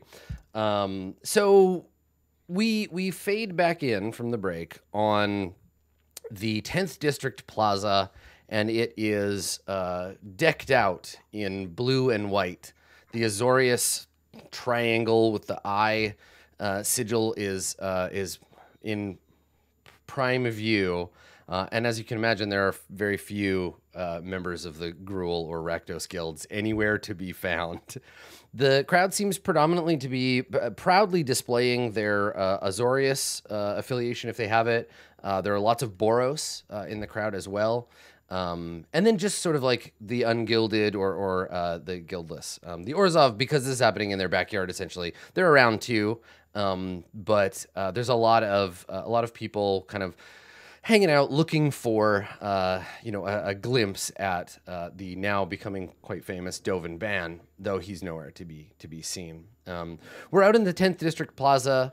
We can see people kind of gathering, and then there is nearby. There is a guild hall that has been rented to the Azorius, so it has the big Azorius banner hanging over the front door, and there are guards essentially at the gate checking a list of names as people come in. And so we see, lawyers and other members of the guild. We see arresters that are off duty coming in dressed in their like dress uniforms and being admitted to this place. And here and there, sort of dotting the sky, we see those strange blue eyes, those thopters flittering about, keeping an eye on the crowd. So as we pan across this scene, for the audience, we establish kind of this is the moment. Where do we see the group of you? What are you doing? Are you hiding in an alley somewhere nearby? Are you attempting to blend into the crowd? Where do we see the group? My initial instinct would be to blend in with the crowd. Mm-hmm. Yeah. I don't know what everyone else is saying. Winnegar and Tack, you both have outfits for that, right? You can seem like enterprising law students come to pay your respects. I feel like Tack's initial instinct was to hide in the alley, and they had to be like pulled out of the alley. No, I'm hiding. Like, okay. I just thought we were kidnapping somebody, and you're right. Yeah, no, we're not doing that right now. I know, right now, but we are in the future. Well, no, I don't. No, I think it's off the table. Fine. Right? Didn't we decide that's off the table? I don't know. Where's Road? Do we see Road? Yeah. She's probably like 10 steps ahead of you. Like, oh yeah, there's Road. The farther Road gets, the more on the table it gets. If you know. The closer we get. Yeah. No, we're not doing it. Stop luring me in. This is the bathtub with champagne all over again. Mm-hmm, mm-hmm. It's too late. You should have made an alibi with Torgor, but it's too late now. No, we're not kidnapping anyone.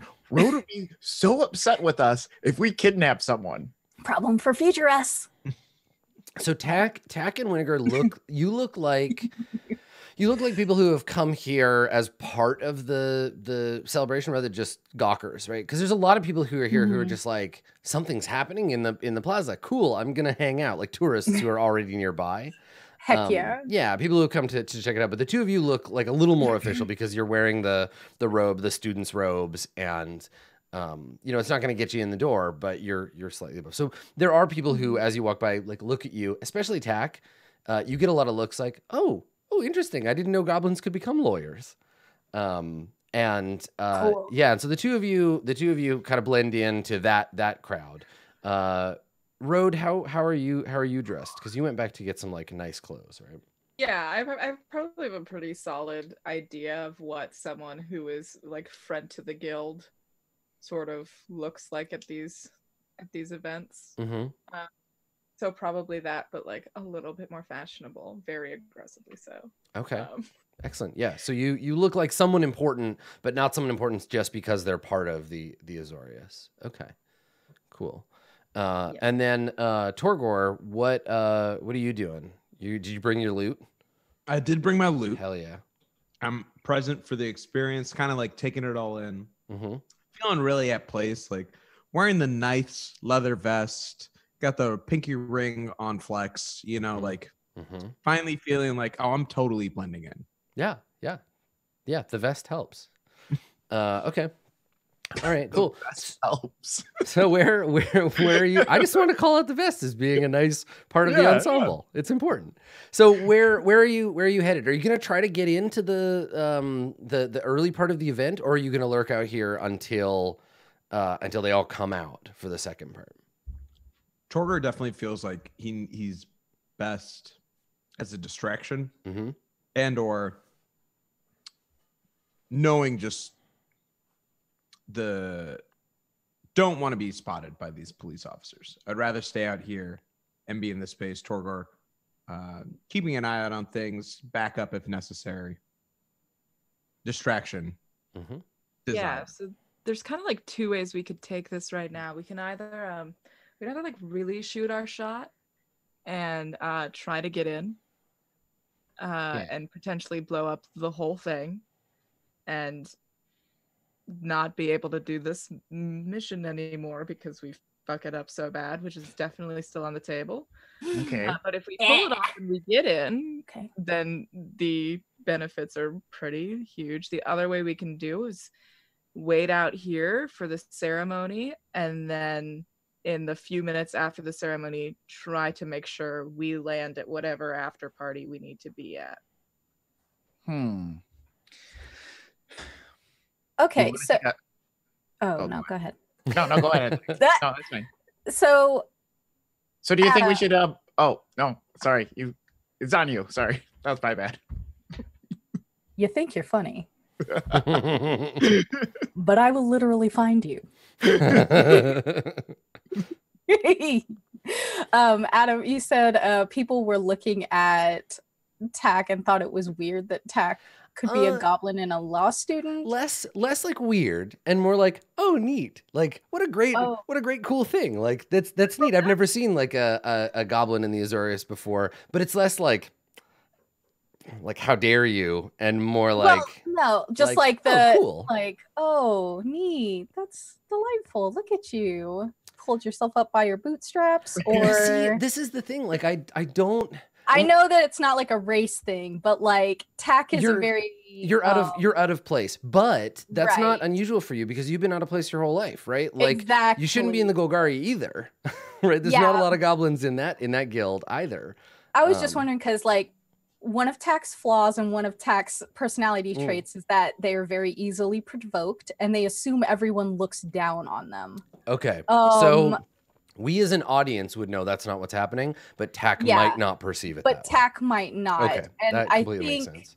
Yeah, that's why I play up like the goblin thing a lot, is because it's part of their personality flaws and traits, is that there's an assumption. I assume anyone outside the Golgari looks down on me, and like a wild animal, I lash out viciously when I'm provoked, and I'm easily provoked. Do you feel provoked by these tourists staring at you? If like Tack might not necessarily feel provoked, but like could use this to their advantage in this. Like if there is a need for any sort of distraction to get people away from Dovin, to get our people closer, if Tack can be like, what, you don't like what Goblin can't be a lawyer, and then draw a crowd like that. Yeah, it's certainly an option. And you do, like, I feel like even under the subterfuge, like you do feel a little like people are looking at you like, like Tack is 100% a rogue because they don't like it when people look at them. It's like, don't look at me. Like, leave me alone. Yeah. So you're getting some stares for sure. Tack would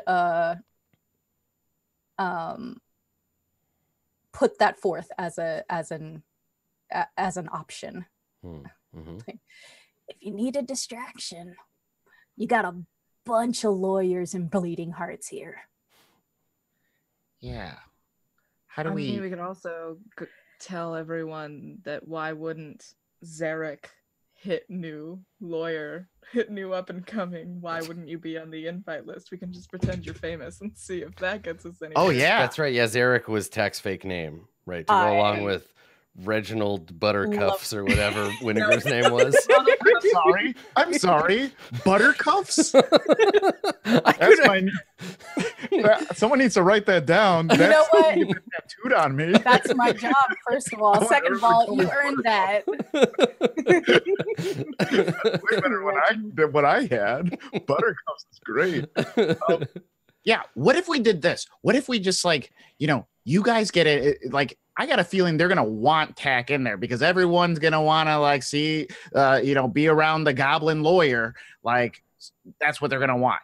But like, me and Torgor could be on the outside while you guys like make a distraction on the inside. Make it in like so that guy wants to leave this thing. I've never been more confused in a more important time in my life. Yeah, you feel both confused and tense. You get what I'm saying? Conversations. No. Okay, so I don't think your sister is gonna let all three of us in, like, to this somewhat small dinner. But like, you have a good chance of getting in. I got a feeling Tack has a better chance of getting in too. Me, And Torgor is gonna be out here anyway. So didn't even meet me. That's a huge ask. Well, Torgor is going to be out here anyway. So, like, maybe I'll just, like, team up with Torgor outside, and we'll just make sure this guy doesn't slip out the back. Mm-hmm. Best friend and I've got this. Yeah. Then we'll just let best friends. Rhoda always gets offended when friendship is talked about and she's not included. That's fair. Does she look offended? Yes. Good. You're about to bankrupt her. How dare you? No, don't worry. I'm sure the cleanup crew is already in there. You are already bankrupt. my goal And I'm is ditching after this party too. You're not going to see me for a week.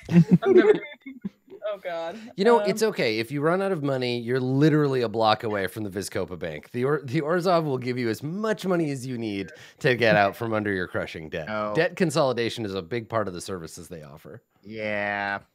That's scary stuff, though. It's like checking the cash stuff. Mm-hmm. What do you guys think? Do you want to do that? Yeah. Let's Yeah. Let's go for it. Whatever gets everybody away from him and gets you closer, right? Yeah. You guys work the inside, we'll work the outside. Just introduce Don't me get as your arrested. minority friend. Well, don't do that. Like, I mean, that just Tack. Don't lift your head up, Tack. Tack's like slowly looking down and like unconsciously reaching for the melon baller, but then stops. It's under your robes, just ready. Like Tack's head's down. Yeah, just Introduce me as your minority. Tack has never considered using this to like their advantage before, so now they just feel This is It's the like- worst. I know I'm the minority hire, but I also really want the job. I take the job. Am I racist? Sorry. I'm gonna mute myself. So we're splitting. You're splitting into two, right? You're gonna Tack and Road are gonna go towards the party, and then Winnegar and Torgor, you're gonna hang out outside and keep an eye on things.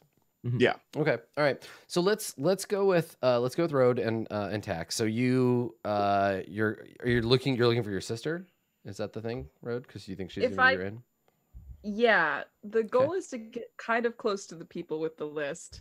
Okay. See Yeah. if I mean, you he makes off the list. you see your sister in line, and she's dressed in her dress uniform. Normally she's like a plain clothes because she's like a detective or whatever, right? But Right. she's all dressed up. She went out and got her hair done, so it's all like up and cool, and it's got like a blue pin with a little like silver thing hanging from it. And you can see the full extension of her big, long, pointy ears. She's got some makeup on. She looks like pretty nice, but also she paid someone else to make her look nice. You know, she doesn't do this herself. Yeah, so she's all dressed up. She is by herself. She's standing in line. And can you throw a insight check on here for me? I can. And it's your sister, so you can have advantage. I'm not- Good thing too. If this were a normal person, you have no fucking clue what's going on with a 4, but you got a 19, so you're okay. So she looks nervous, and like kind of like vulnerable. Like you can see her, like she's like, I don't want to be here. I should just go home. Like she's trying to talk herself into staying in line long enough, but every minute that she's in line, she's like, I don't like these things. I should go. This is awful. But as soon as she spots you, unless you're making an effort to stay hidden, no, as soon as she spots you, Ice Princess wall just comes down and that's gone. So she sees you and immediately is just like, it's not that she's unhappy to see you, but she puts on that like different version of herself where she's like the kind of mean older sister. So that vulnerability falls behind that wall, and she sees you and your friend, and all you get is a single like raised eyebrow, like just a millimeter, like, oh, okay.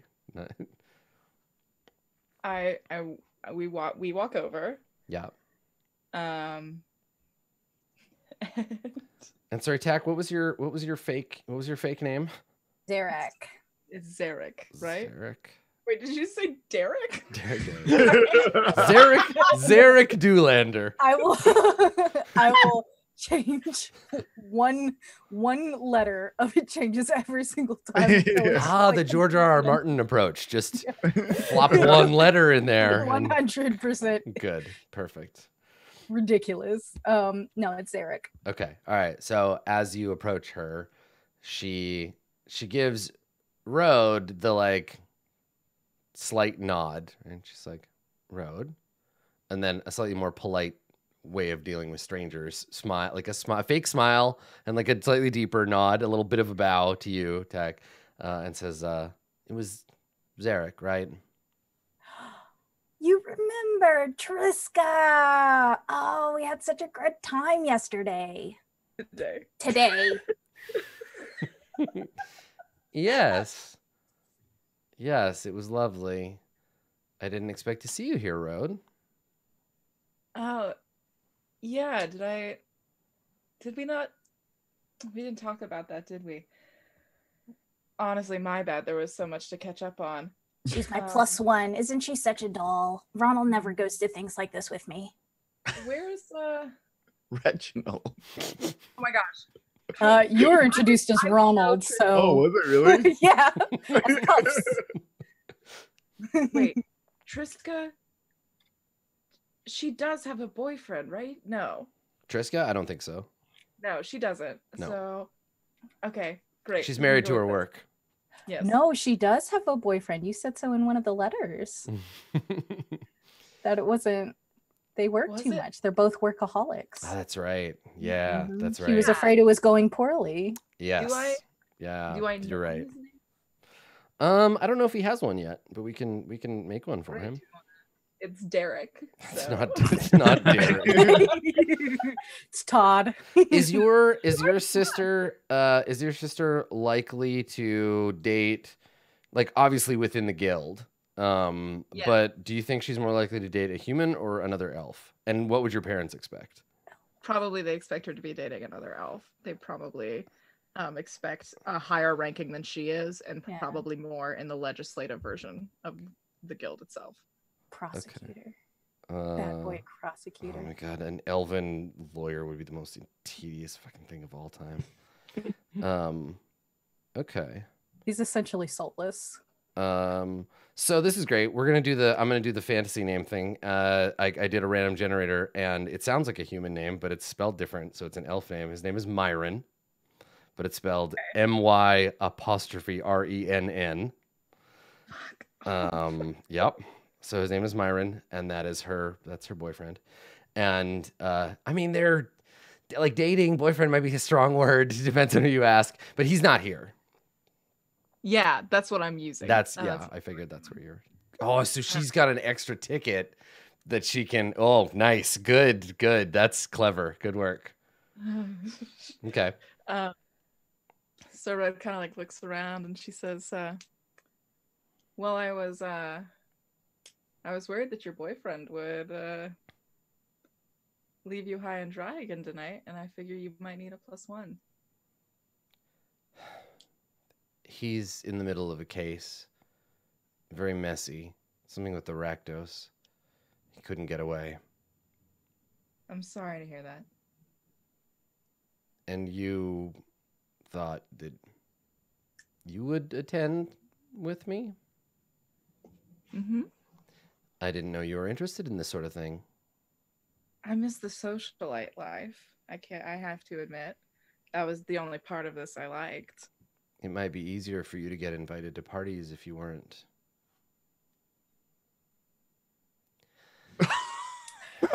Tack is gonna like look around the sister and be like, Oh, I think that's Gerald.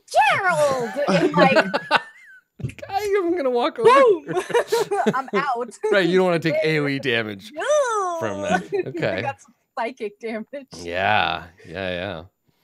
Okay, Yeah, so you're just gonna. Psychic damage. I'm down. They start making death saves. Okay, Yeah. good. All right. Tack is like, boop, boop, boop, gone. Okay, so yeah, she kind of gives you, and I mean, I think you understood the subtext of that was like, I don't want to be seen with like a weird mutant, but you might still be able to convince her. So yeah, that's what she says. She's like, it'd be easier for you to get invited to parties if you weren't, you hadn't ruined yourself by becoming a mutant. But yeah. Yeah. No. I think that you've definitely made your opinion on that incredibly clear.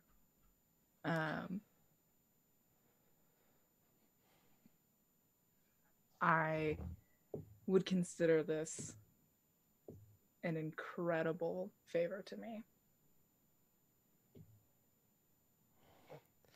She squints at you like detective mode comes on, and she says, and I think that like Rhoda is definitely like hinting like, because I know that I think Rhoda knows that if she hints that there's like another story to this, that her sister probably is going to have a hard time saying no. Yeah, that, yeah. If she could feel like she's getting in on something. Yeah. So she squints at you a little and she says, "What are you up to?"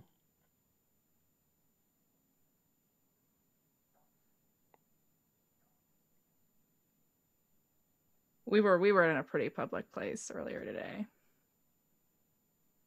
So when you say that, her eyes flick briefly to the nearest one of those like surveillance thopters, and then back, and she says,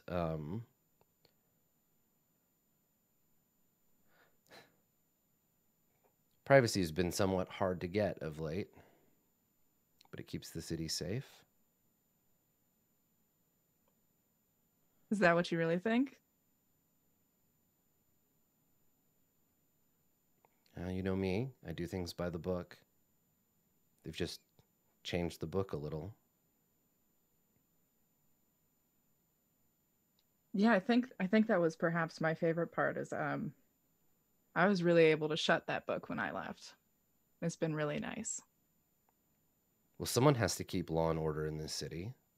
We can't all just go hide in a wet hole in the ground.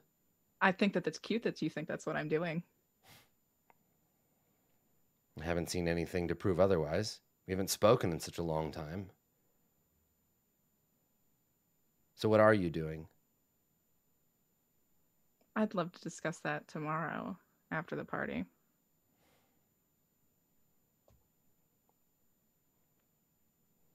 In this exact moment, hear Torgor strumming his guitar from outside the window.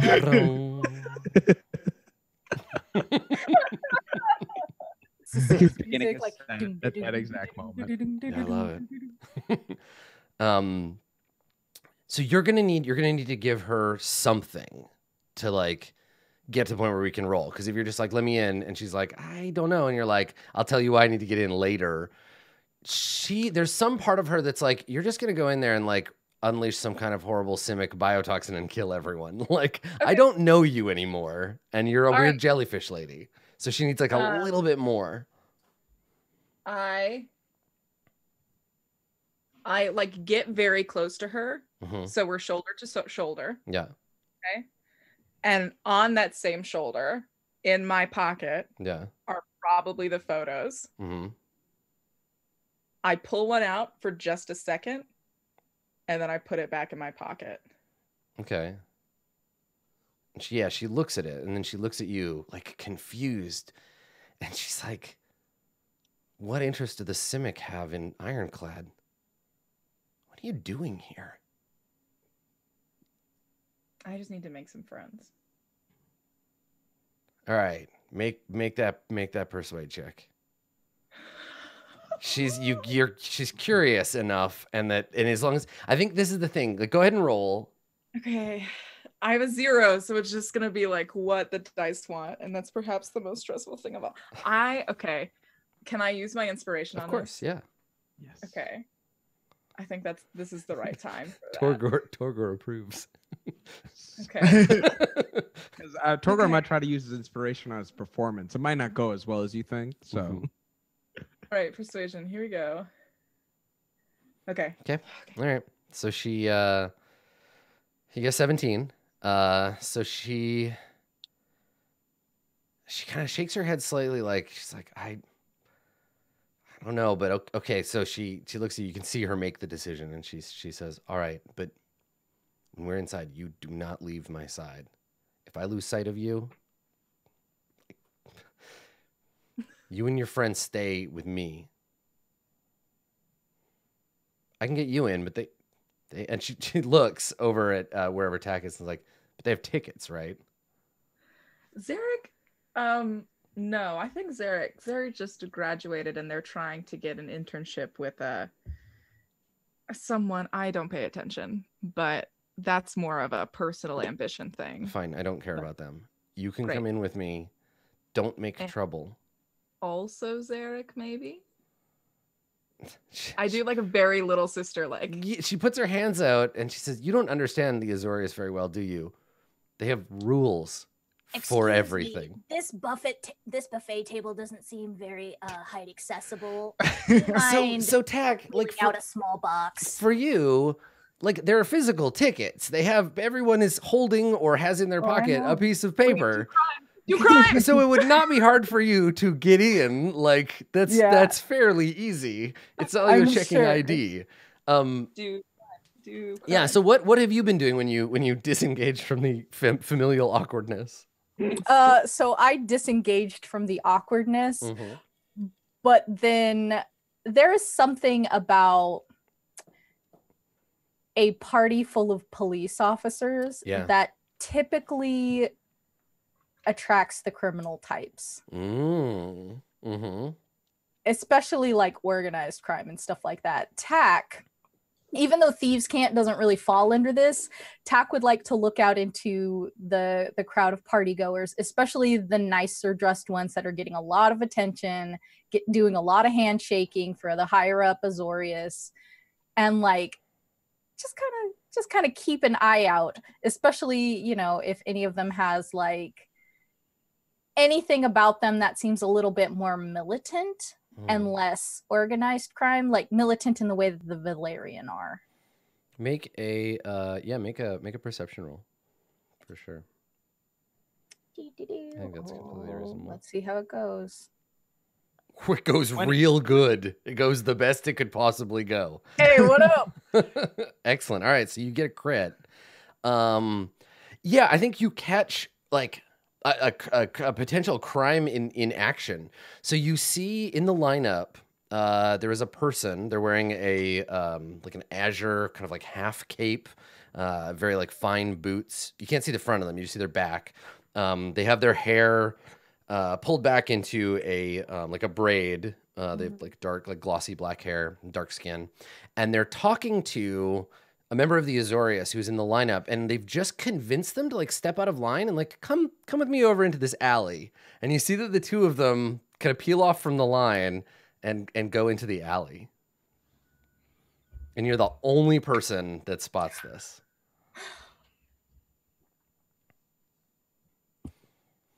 And I think with a 23, because you crit, I'll give you a little extra with a crit.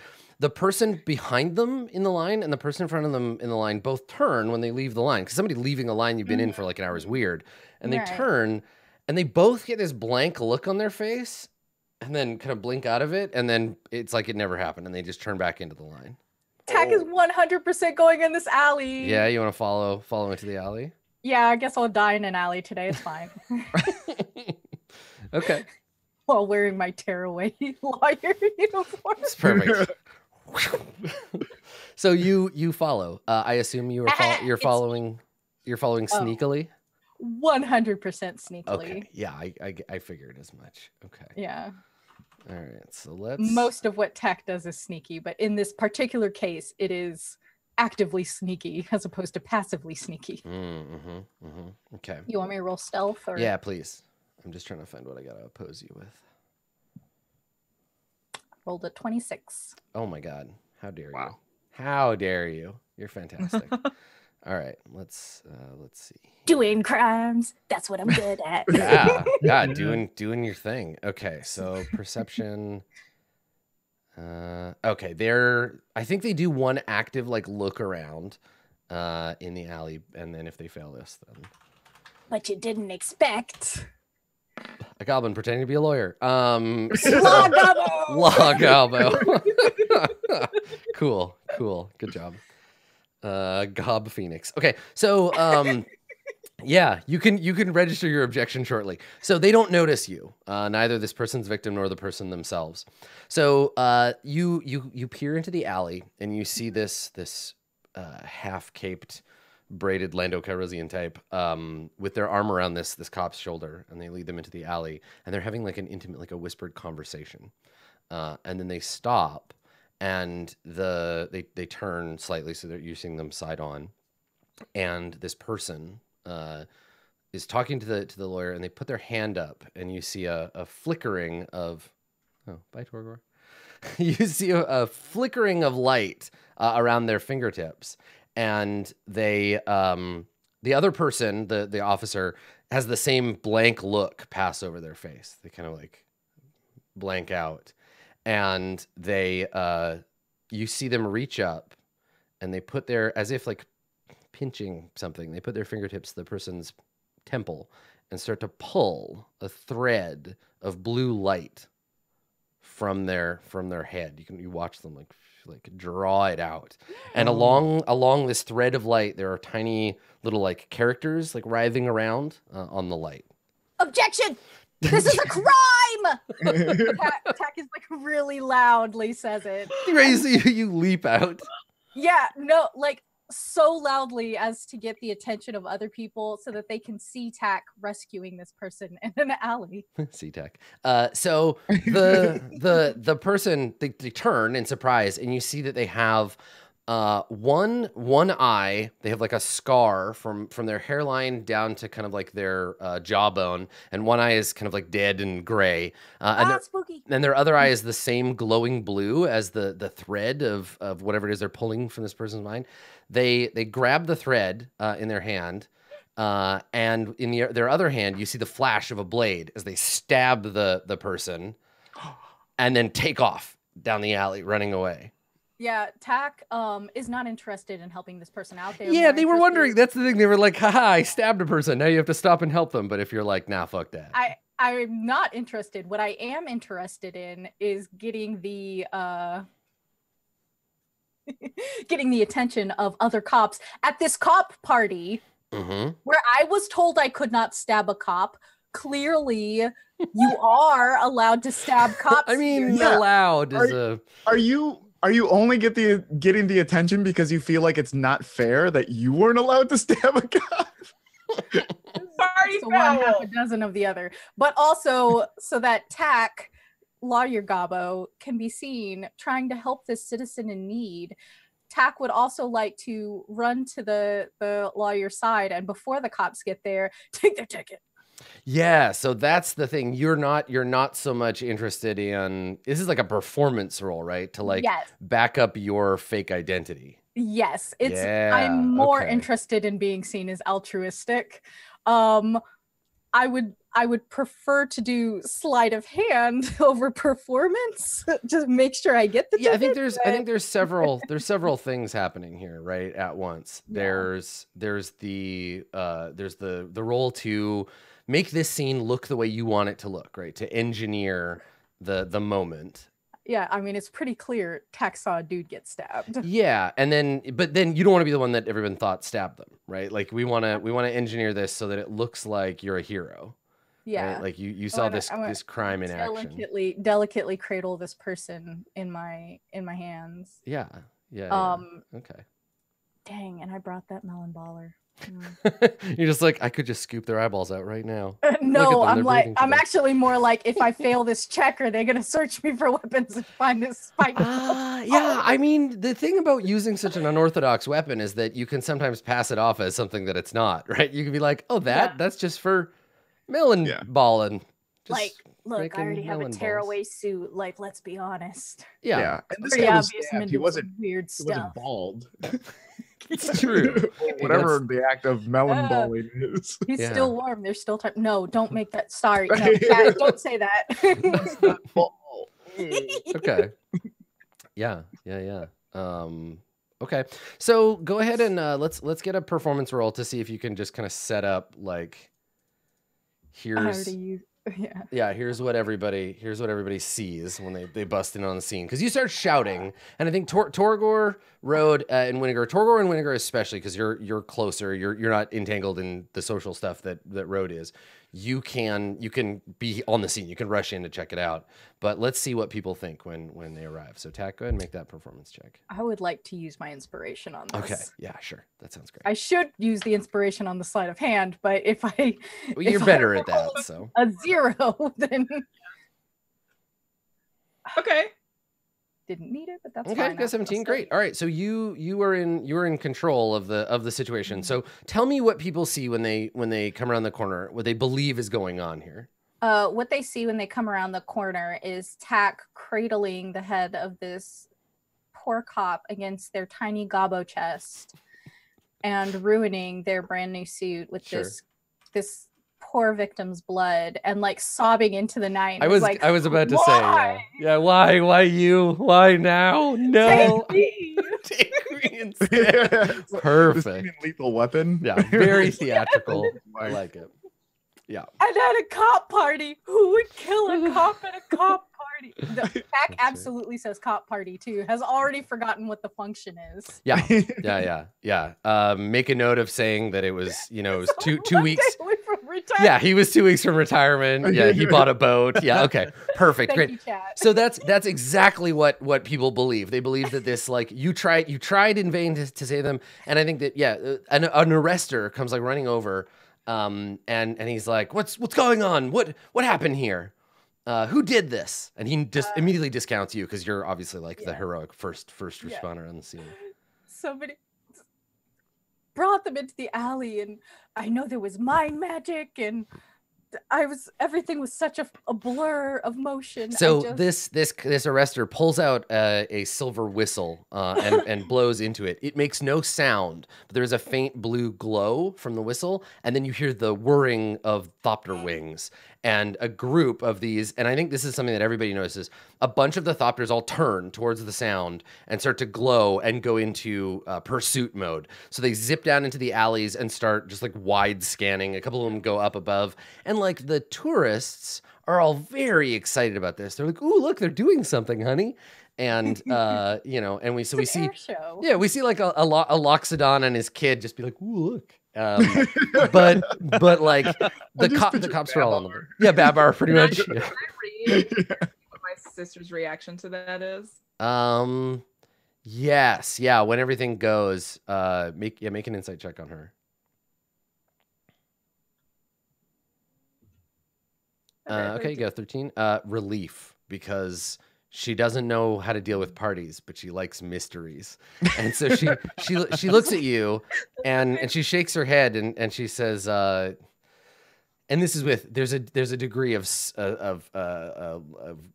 like excitement in saying this. She's pretending, she's like, well, looks like the party's going to have to wait. And she draws her like Azorius, her like arrestor wand or whatever, and she runs off to join the cop action. Meanwhile, though, Tack, you want to sneak that?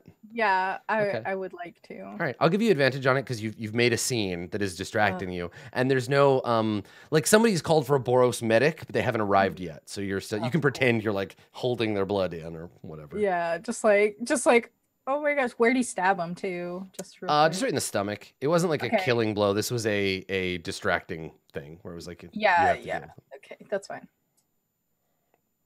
Ooh. Okay. Yeah, all Tack gets is intestines. It's just intestines. 100%. You reach and you're like, I got it. Oh boy, let's put that back. Yeah, it's not that you're bad at this. It's not that you fail. Like, this is a thing you're very good at. It's just that you can't find the ticket, right? You like pat them down. You're like, wait, where is it? What the hell? And you, you're like searching them. And then the Probably medic dissolved in the blood. the medic comes running up, and it's a goblin.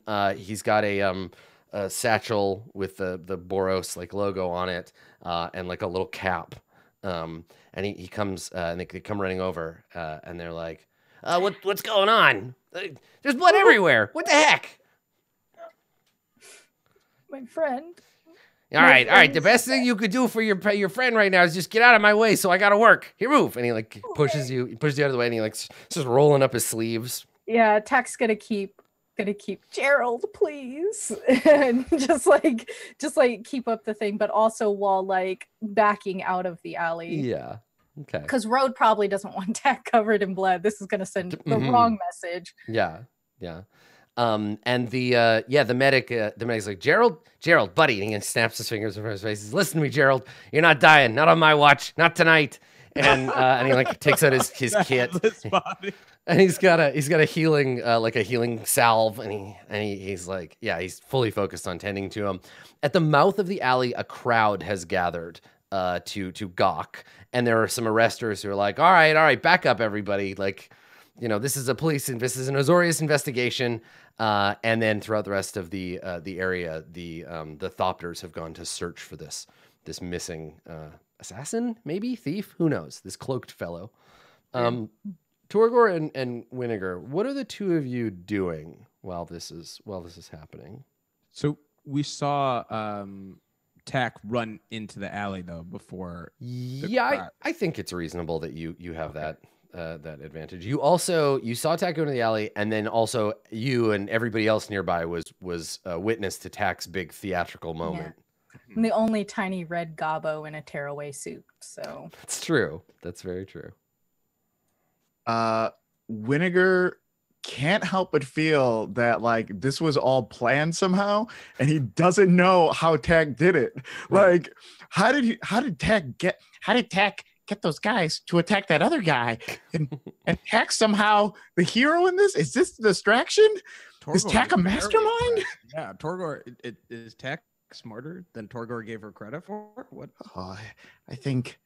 Okay, maybe we should look for. I mean, we should do our part. We should look for the mark, I guess. Maybe this is Tack's distraction. This distraction, so Torgor didn't need to bring loot. I mean, it gets like real sad. Torgor, I didn't mean that at all. No. Torgor has been getting used to being bad at things he thought. Torgor, I just mean Tack maybe is better. Come in handy later. Too. No, it's fine. Torgor has just come to the revelation that Torgor is a Dungeons and Dragons character, and that a D20 is unpredictable. Even though you think you're good at things like, I don't know, sleight of hand, sometimes you still roll a 2. Oh yeah. I did not come here to be dragged on the internet in front of 194 viewers. Yeah. Can I make an investigation to see if there's anyone like not flocking to this big group of people? Yeah. Or yeah. Yeah, should do it. I would like to make an investigation roll specifically for that, for what's his name? Ironclad. Just like to see if I can perceive him in the crowd at all. Yeah. So Torgor, make a perception check. Gotcha. And Winnegar, you got a 16 on your investigation. Okay, Yeah. so Torgor, you can't spot him anywhere. You see a bunch of sort of samey looking humans, but Ironclad's easy to spot because he's got these like big mutton chop fucking sideburns, and you do not see that fancy facial hair anywhere. But what do you want to ask? Ask me some questions about the scene here, Winnegar. I will happily answer them on a 16. Yeah, so I don't know why. In my head, I'm picturing like we're in front of like sort of this Capitol building or some type of like, building with columns or whatever. And we're kind of outside, and the crowd, Gotham City style, flocks to the right side of the building towards that alley. And Torgor and I are kind of in the center, kind of more leaning left. And I want to look around, like, one who's not like enthralled with this like situation, and is there anything going on with like security too up above? Like, is this a distraction somebody else is setting up? Okay, exactly. So I've surrounded the area, the little red box there on the map. This is kind of where it's happening, right? So all the seating is set up here. There's a stage here. This hall in the back is where the cops are going, and then this little like walkway up here, this is the lineup leading into the entrance. So the person got lured away, actually towards your hotel, which is over here. But like lured away in this direction into one of the sort of under the shadowy under parts over here. So now there's a big crowd kind of at the edge of the plaza trying to look into the alley, and like lots of people like looking at the sky, seeing stuff flying around. There are people, like the people who are in the lineup who either were like, I'm going to go solve this thing, like Rhodes' sister, like Triska. They all ran off and left their place in line. But there are a bunch of like functionaries who are like, well, I'm not a police officer. I'm just an important member of the Senate. They just stayed in line. They're like, well, the arresters will deal with this. I don't think that you spot anybody like sneaking through an open window or anything like that. Yeah, it doesn't look to you like this was a distraction for anything else, but if it was, you'd absolutely notice. You would have noticed that. Cool. Yeah. Can I spot anyone in the line? Is anyone recognizable in the line? I don't think you recognize anyone in the lineup. No. Okay. No. But I think you guys 16. 16 is pretty good, and you saw that guy, and you'd be the only one that would maybe recognize them. He's out of uniform because in the pictures he was wearing like his lab coat, basically. You see this younger human man, the Is It League guy that was arguing with Ironclad in the pictures. He's in the crowd. He's not in the lineup, but you spot him, and he looks when you catch a glance of him before somebody walks past him. He has a look on his face like somebody who is trying to decide whether he wants to stay or leave. Yeah.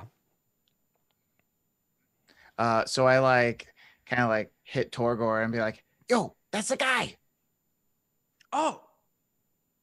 No, he doesn't have mutton chops. No, it's the other guy. It's the other guy. It's a friend of the guy. Oh, okay. Torgor's on board. Torgor gets it now. Okay, we gotta keep an eye on this guy. Just an eye? What? Well, several eyes. Well, Okay. all of our eyes. Torgor. Okay. No. Vinegar. Torgor means you want me to do something other than look at him. Yeah. Well, I feel it. Like, look at him. He seems like pretty skittish right now. Mhm. Like maybe he's gonna dip or something. How far away am I? Not far. You could just like push through the crowd to get to it. The crowd is thinned pretty distinctly. You lose sight of him every once in a while, but he's still here, and you could just kind of shove through the crowd to get to him. Do you want? Should I push through the crowd because it'll be easier to get through, or would they notice me more? Would he notice me walking directly at him? You could try to do it stealthily. Okay. Yeah, if you want to avoid Vinegar, what do you think? spooking. Yeah, that sounds good. Let's hold conversation. So he thinks we're just like minding our own business, talking about crime. But living Not that singing. life. So that's what I do to appear normal. Do. Yeah, whistling, twiddling your thumbs. It works. It works great. You got a 17. Nice. You are the most casual of anyone I've ever seen. So yeah, you managed to get like right up close to him just as he makes the decision where he's like, you know what? Fuck this. I'm gonna get out of here. And he starts to turn and walk away. Now you could say something, or you could grab him or whatever, but you're within arm's reach.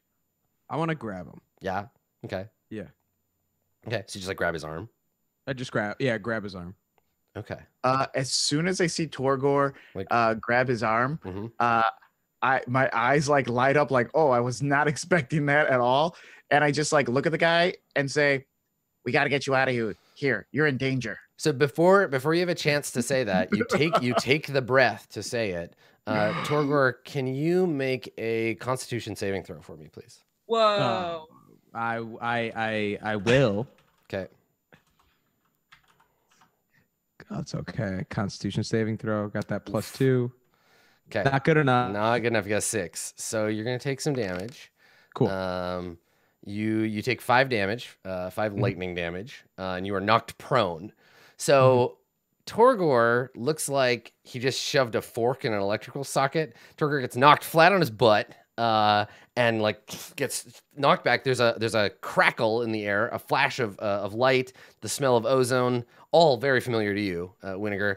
And instead of running or anything like that, this is it. He turns and he's like, "Oh, Guilt, I am so sorry. Oh, I did not realize I didn't disarm that. I'm sorry. Let me help you up." And he reaches for you, and you can see he's got on his hand some kind of brass like glove with a thing in the middle, and he sees it and he's like, "Oh, that's a bad idea. Are you okay? I didn't mean to." And he looks at you, Winnegar, and he's like, "I'm sorry about your friend. He grabbed me and There's a crowd of people, man. We're just making our way. We're through the crowd. What's going on? You can't just grab people and expect there not to be ramifications. What are you talking about? Why does this guy talk so weird, Torgor? I have the right to defend myself.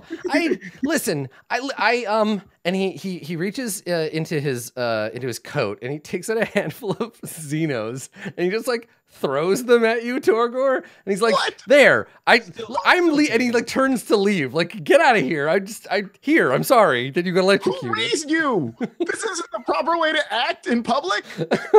You can't just hurt people and throw money at them." So he's trying to just fuck off. He's like, I didn't mean to electrocute you. That's your fault. Here's some money. Stop bothering me. I gotta call my insurance company.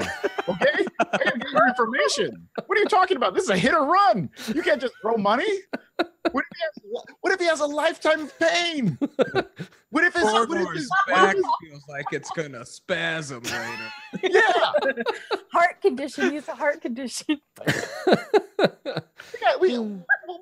What's your deal? And also, what are you doing bringing these weapons into a crowd of people? Okay, make a persuade roll to get him to like stick around and explain himself and not just disappear. Oh no, Torgor's pacemaker. It's malfunctioning. Yeah, and you can do it with advantage because Torgor is helping. Nice. Okay. Nice. So he looks around and like he stops and he's like, I didn't mean to hurt anybody. It's just I'm a personal defense system that I'm working on. And listen, I just didn't want to get attacked. And I don't know why you grabbed me. That's still on you. And he points at you, Torgor. And like, you know, he's pointing at you're sitting on your butt, but you're still quite tall. So just like he points at you kind of at eye level. And sitting up, trying to get up. Yeah. Yeah. And he says, hang on. I'll like reaches in and you hear like a click and then the sound of some mechanism and then the unmistakable sound of something powering down. And then he comes over to Torgor and he like helps you stand up. And he says, I'm sorry, I just don't do well in crowds and I didn't want anybody touching me. Are you? Dude, you are so weird. It's a crowd. I am here for it right now. and so when you say that, he's like, well, I mean, it's not perfect. I'm still trying to adjust the amount of output.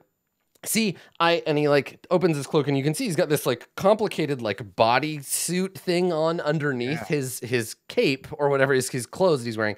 And it's like a skin tight, like a wetsuit, but it's got circuits kind of like wired into it. And he's got like a battery pack under his thing. And he's just like, I was just really concerned about, you know, coming out to an event like this. And, you know, I've heard about muggings and it's so dangerous in the streets of Ravnica these days. And I usually stick to my lab. And I thought this might help make me feel more comfortable, you know, out in public. I didn't mean to hurt anyone. I'm so sorry. When he shows off the gear, do I recognize anything that like would be a talking point, like an impressive piece of, you know what I mean? Like that. Cause like I'm an Izzet engineer. Like this would be pretty impressive for me, I think. Yeah, totally. I mean, it's up to you whether you feel impressed by it. It's pretty cool. I mean, this guy obviously works in the laboratory of storms and electricity, right? He's an electrician of some kind. You don't know his rank within the league, but he's running experiments. It's pretty cool. So I think you could like point that out, or even if you're willing. Now you're dressed like an Azorius, right? Yeah. So you're gonna have to have a cover for why this. But oh my god, you can't just flat out be like techno babble at him without him being suspicious. This has suddenly become a very complex meet cute. Oh my god! Right. Yeah, now I have to lie about who I am. Like while I never be together. Yeah. So but the funny thing is, he's just saying it like normal, right? Like he's in the middle of like, well, see, the previous version had some kind of anomalous power spike in the auxiliary energizer, and I thought that I could fix it by recalibrating. And he's just like going off because this is what he does. Yeah. But like, and then he looks at you, he looks at your outfit, and he's like, "I'm sorry, none of this must make any sense to you. I should just go. This was a mistake." No, you're obviously a very smart person. Wow.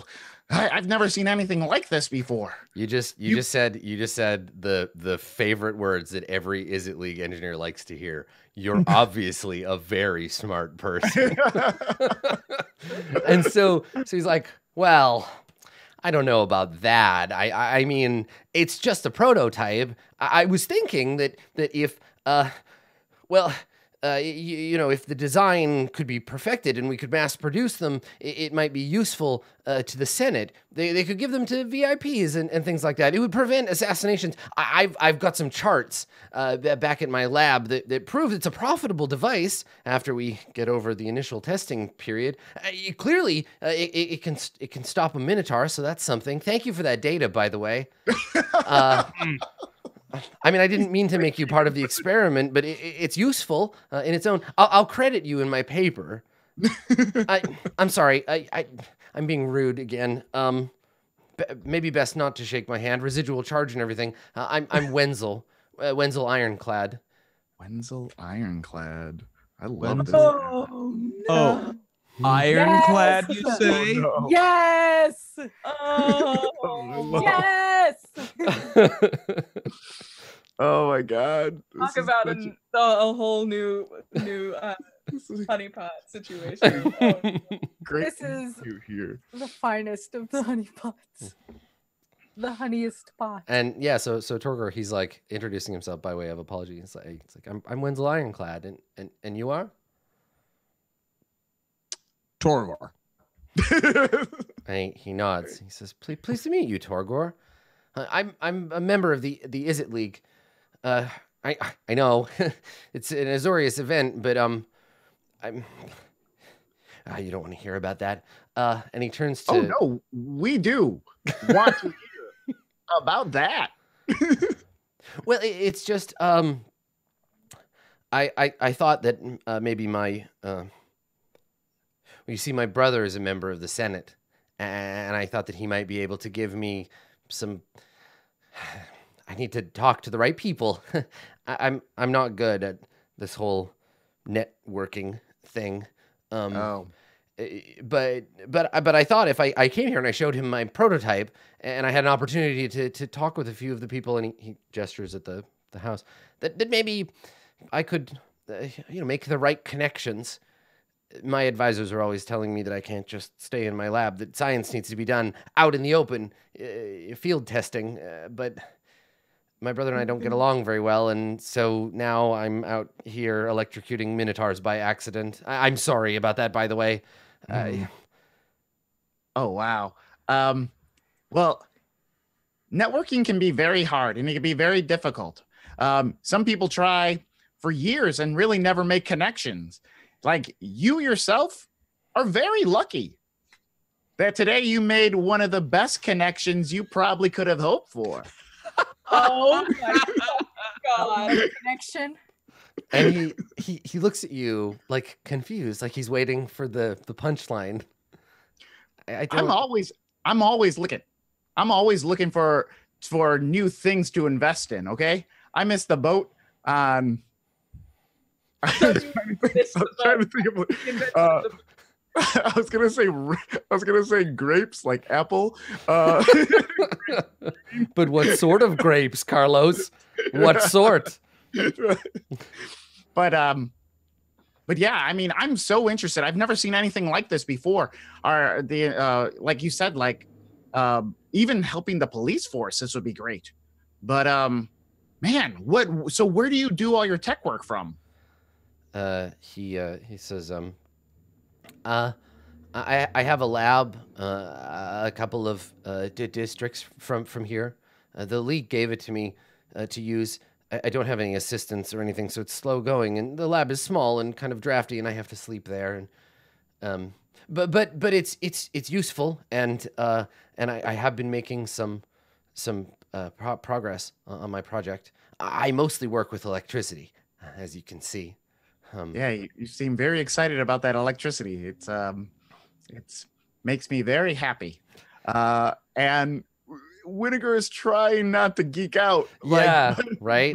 Yeah, it's like you meet somebody at a party and they're like, "Oh, Star Wars? Yeah, I like Star Wars." Okay, and you're like,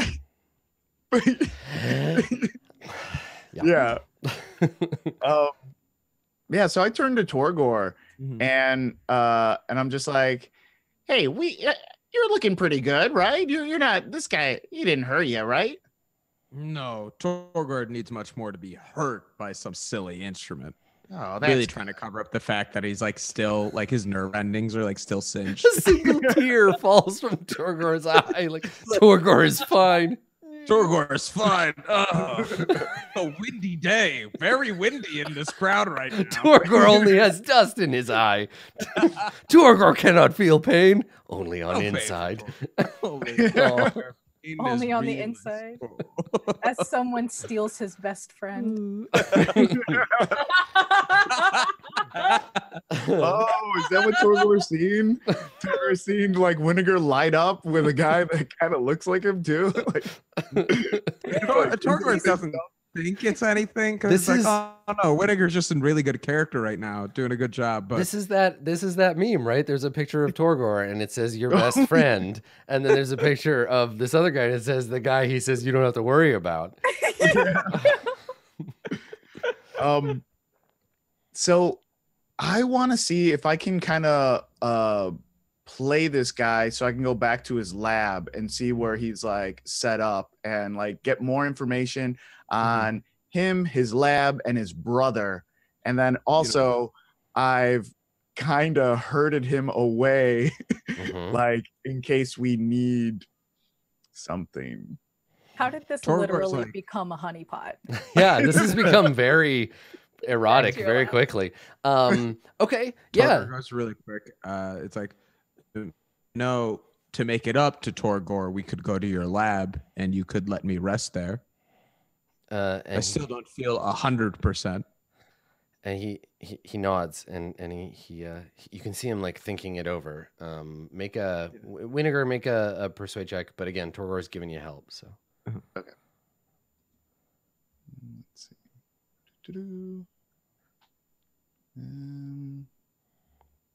It's taking forever.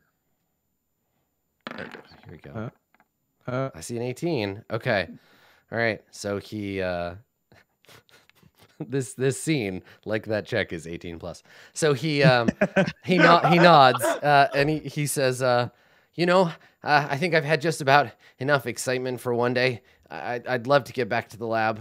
You're welcome to come along if you'd like to see my other work. And he looks at you, Winninger, with like big, wide, excited eyes.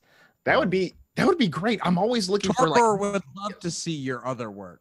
Hey, Torgor comes in between us. Torgor is also part of this conversation. Torgor loves smart things and making things with hands. Oh, I love Torgor.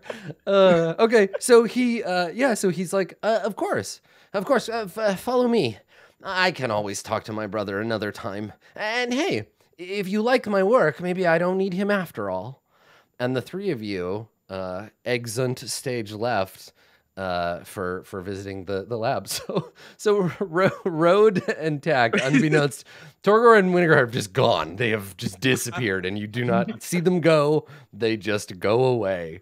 And I think that's the scene, right? Is that we get the panning out shot of Winnegar, Torgor, and their new friend leaving the crowd. The crowd is still kind of in a bit of a hubbub, and then all throughout the 10th District Plaza and nearby area, we just see these little silver teardrop thopters searching for this guy, this stabber, this phantom stabber. And then we fade to credits. Cool. That was great. Let's give out some XP. So, my friends, let's answer some questions. Did you, and we'll go through each. I think this first one is true for everybody. Did you learn something about Jace, his conspirators, or his servants?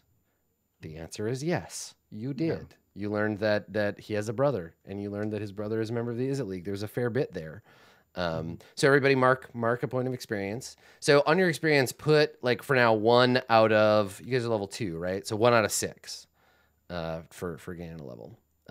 Okay, so we'll go around. Did anybody express their character's class, race, or background in a way that was interesting or meaningful? I have some thoughts. I'm not going to jump forward with them, but I'll let you suggest first, and then I'll if I think you missed one. So did your character's class, race, or background come up in a way that was interesting or meaningful for the narrative today? I like Torgor realizing that his level of what is called barbarism or chaos is, like, truly controlled to the level of chaos that is Tack and Winnegar alone in a room. You're a chaos professional. They're chaos amateurs. Right. It's true, but it's just because we haven't failed enough times to be a professional. That's right. Yeah. Well, and I think, Torgor, that's an answer to the next question. I think that's a yes on the next one, because that's about your guild, right? That's about being part of this, like, controlled burn. I think so. Right. I'll make some suggestions. This is the first time we're doing it, and everybody will kind of warm up to it. So, Tack, I think we saw your characters, we saw your race and your background both come up. Because the fact that you were a goblin and that bit about how you feel like your background as a Golgari and as a Golgari goblin has set you up to, like, see suspicion everywhere, to assume that everyone is misunderstanding or mistreating you. I thought that was really interesting. I thought that we learned something about Tack. So yeah, definitely mark another one for Tack. Road, your the fact that you're a Simic hybrid interacting with your sister and her being a shit to you. And you not capitulating, you just being like, no, we're not talking about that. I thought that was really cool. So I would mark one more for that one. And then for the third question, did you express your connection to your guild in a meaningful way? I think Torgor and Winnegar both definitely get a point for that, because Winnegar having to pretend you're not a member of the Izzet League was as fun as you being a member of the Izzet League. So definitely that. And then Torgor, your relationship with like chaos, like you said, where you're like, no, I do this for a living. You guys are just amateurs. You want to cause some real trouble. And I think that'll be fun when Torgor gets an opportunity to do that, to be like, all right, you want a distraction? I got a distraction for you. Cool. And then did anybody's alignment, we haven't really, like, talked about it much at all, because in base D&D it means next to nothing.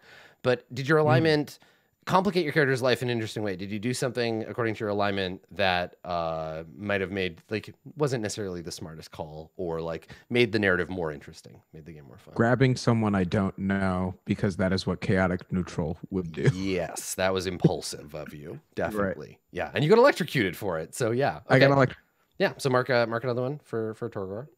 Yeah. Tack did a neutral evil thing, but it didn't complicate anything. So what was your neutral evil thing that you did, Tack? Trying to rob the person that they were supposedly rescuing. But it didn't really complicate anything. So yeah, if you had, like, double down on it and, like, shiv the dude or something, or like like if Gerald had, like, started to come to, and Tack was like, oh no. Yeah, no, I gotta just finish the job. Yeah, it's like oh no, it's a mercy. It just like gently, like, choke him out until the medic gets there. Like, you were too late. He died. That's strange. But no, it didn't complicate it. So next time, there's always next time. Yeah, exactly. Yeah. Okay. Cool. Good. All right. So you should have everybody has at least one, but maybe more XP. And then when you get to 6, we'll reduce it back down to 0.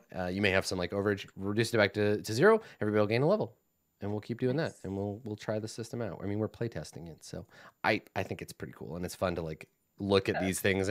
And during the game, like if you want to get experience, just make sure you do one of those things, and then at the end you can be like, oh yeah, when I did this, I was trying to get experience for this thing, and then we can talk about it. So something you guys can go after. That's cool. Yeah, I like this way of doing it. Yeah, and if we want, we can change the questions too. Like if we answer no to every single question, like or the same question over and over, if nobody's getting points for it, obviously it's not meaningful for our game. So we can change it. So you're getting rewarded for stuff. I was thinking about adding something about like interacting with NPCs and stuff, but the game doesn't give you any way to like create them or really interact too much. So I think we'll use the other stuff, but NPCs are obviously always going to be really important. I thought it was funny that TK, that you were like, it's a dating sim now. 100%. And we even have a ship name for it. Do you? Tell them, Katie. It's Winzel. Perfect. With an I. Don't approve. Don't approve. Whatever. I like jealous Torgor. I think it's cute. I think it's awesome. Yeah. Could you imagine, like, they're on a date and like Torgor's like in a waiter costume, just like talking about, I've always worked here. Even worse, like a trench coat in the back that's clearly too small, like a newspaper. Yeah. With like eye holes cut out of the newspaper. Yeah. It's like stuck on his horns. Perfect. Perfect. Cool. All right. So let's do some shout outs, and we'll say goodbye to our quest to end Jace and also date everyone. Let's start down over here with Carlos. Carlos, where can people find you on the internet? Yeah, my name is Carlos Luna. You can find me on all social media under Carlos Crits. You could also find me on Sundays, although I think we're on a little hiatus right now. Maybe not hiatus, but just like a little break. I don't know. Whatever. For Rivals of Waterdeep, you could get that in podcast form or on YouTube, but we usually stream on Sundays at noon Central Standard Time. You could also find me on my D&D podcast live stream called The Dungeon Rats, where we take listener suggestions and we weave it into our campaign. That's every other Tuesday. We just had one yesterday, so you have to wait 2 weeks. But the podcast comes out weekly, so you can get that every Thursday. Other than that, I'm not really traveling for right now. That's a nice thing to be able to say. Hey, yeah. So nice. Enjoy it. That's all I got going on. Yeah. Good. Cool. Down over here in this corner, as Tack, it's TK. Do it. Do the thing. It's me. It's TK. I write spooky stories on the internet, and if you like spooky stories, then you can read them for free at tkjwrites.com, or you can follow me on Twitter, TK Joins the Fray. I'm not writing about spooky stories right now because I'm live tweeting an actual play that I secretly love openly. Never mind. Don't worry about it. I have a new stream schedule. I am no longer a liar, though I am still lazy, and you can find that on my pin tweet. It's great. If you like spooky games and you want to see me DM one, then you can hang out with me Friday nights, 6 o'clock Pacific time, 9 o'clock my time, which is Eastern. I DM Tales from the Mists. It's a Ravenloft campaign. It's very fun. We are doing our penultimate episode this week, so next Friday is the finale. It's very exciting. I'm going to ruin everyone's lives on my book. It's good. It's nice that your brand is consistent across shows. Yeah. Cool. Up above, TK playing Torgor. Do it. Do it. I'd love it.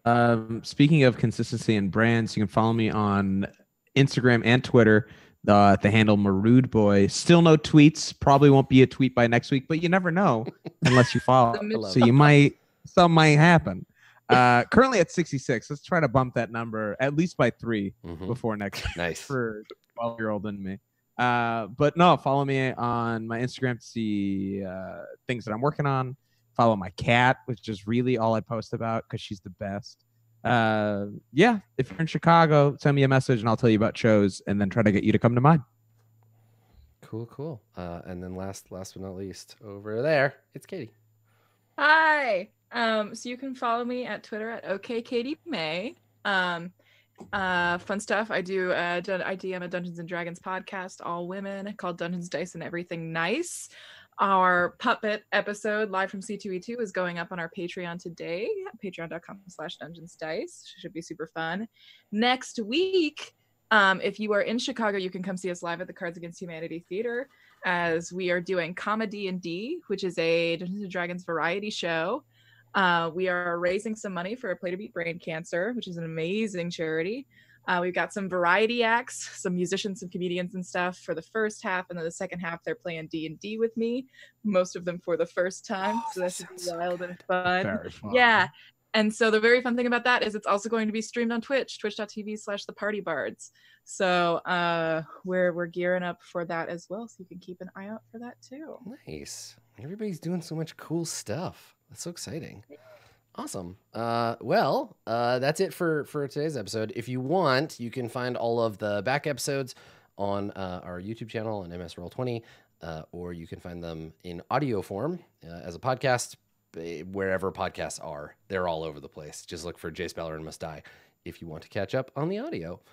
You can find me on Twitter at Skinny Ghost. And if you want to see the XP, there's a thread on my Twitter. So go to my Twitter and you look for it, and that's where I got that XP thing that we're using.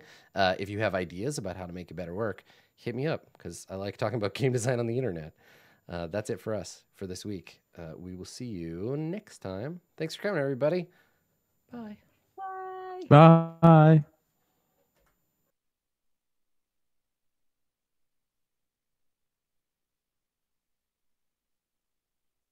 This stream is brought to you by Roll20, an easy-to-use virtual tabletop dedicated to making tabletop RPGs accessible to everyone. Join the adventuring party at roll20.net.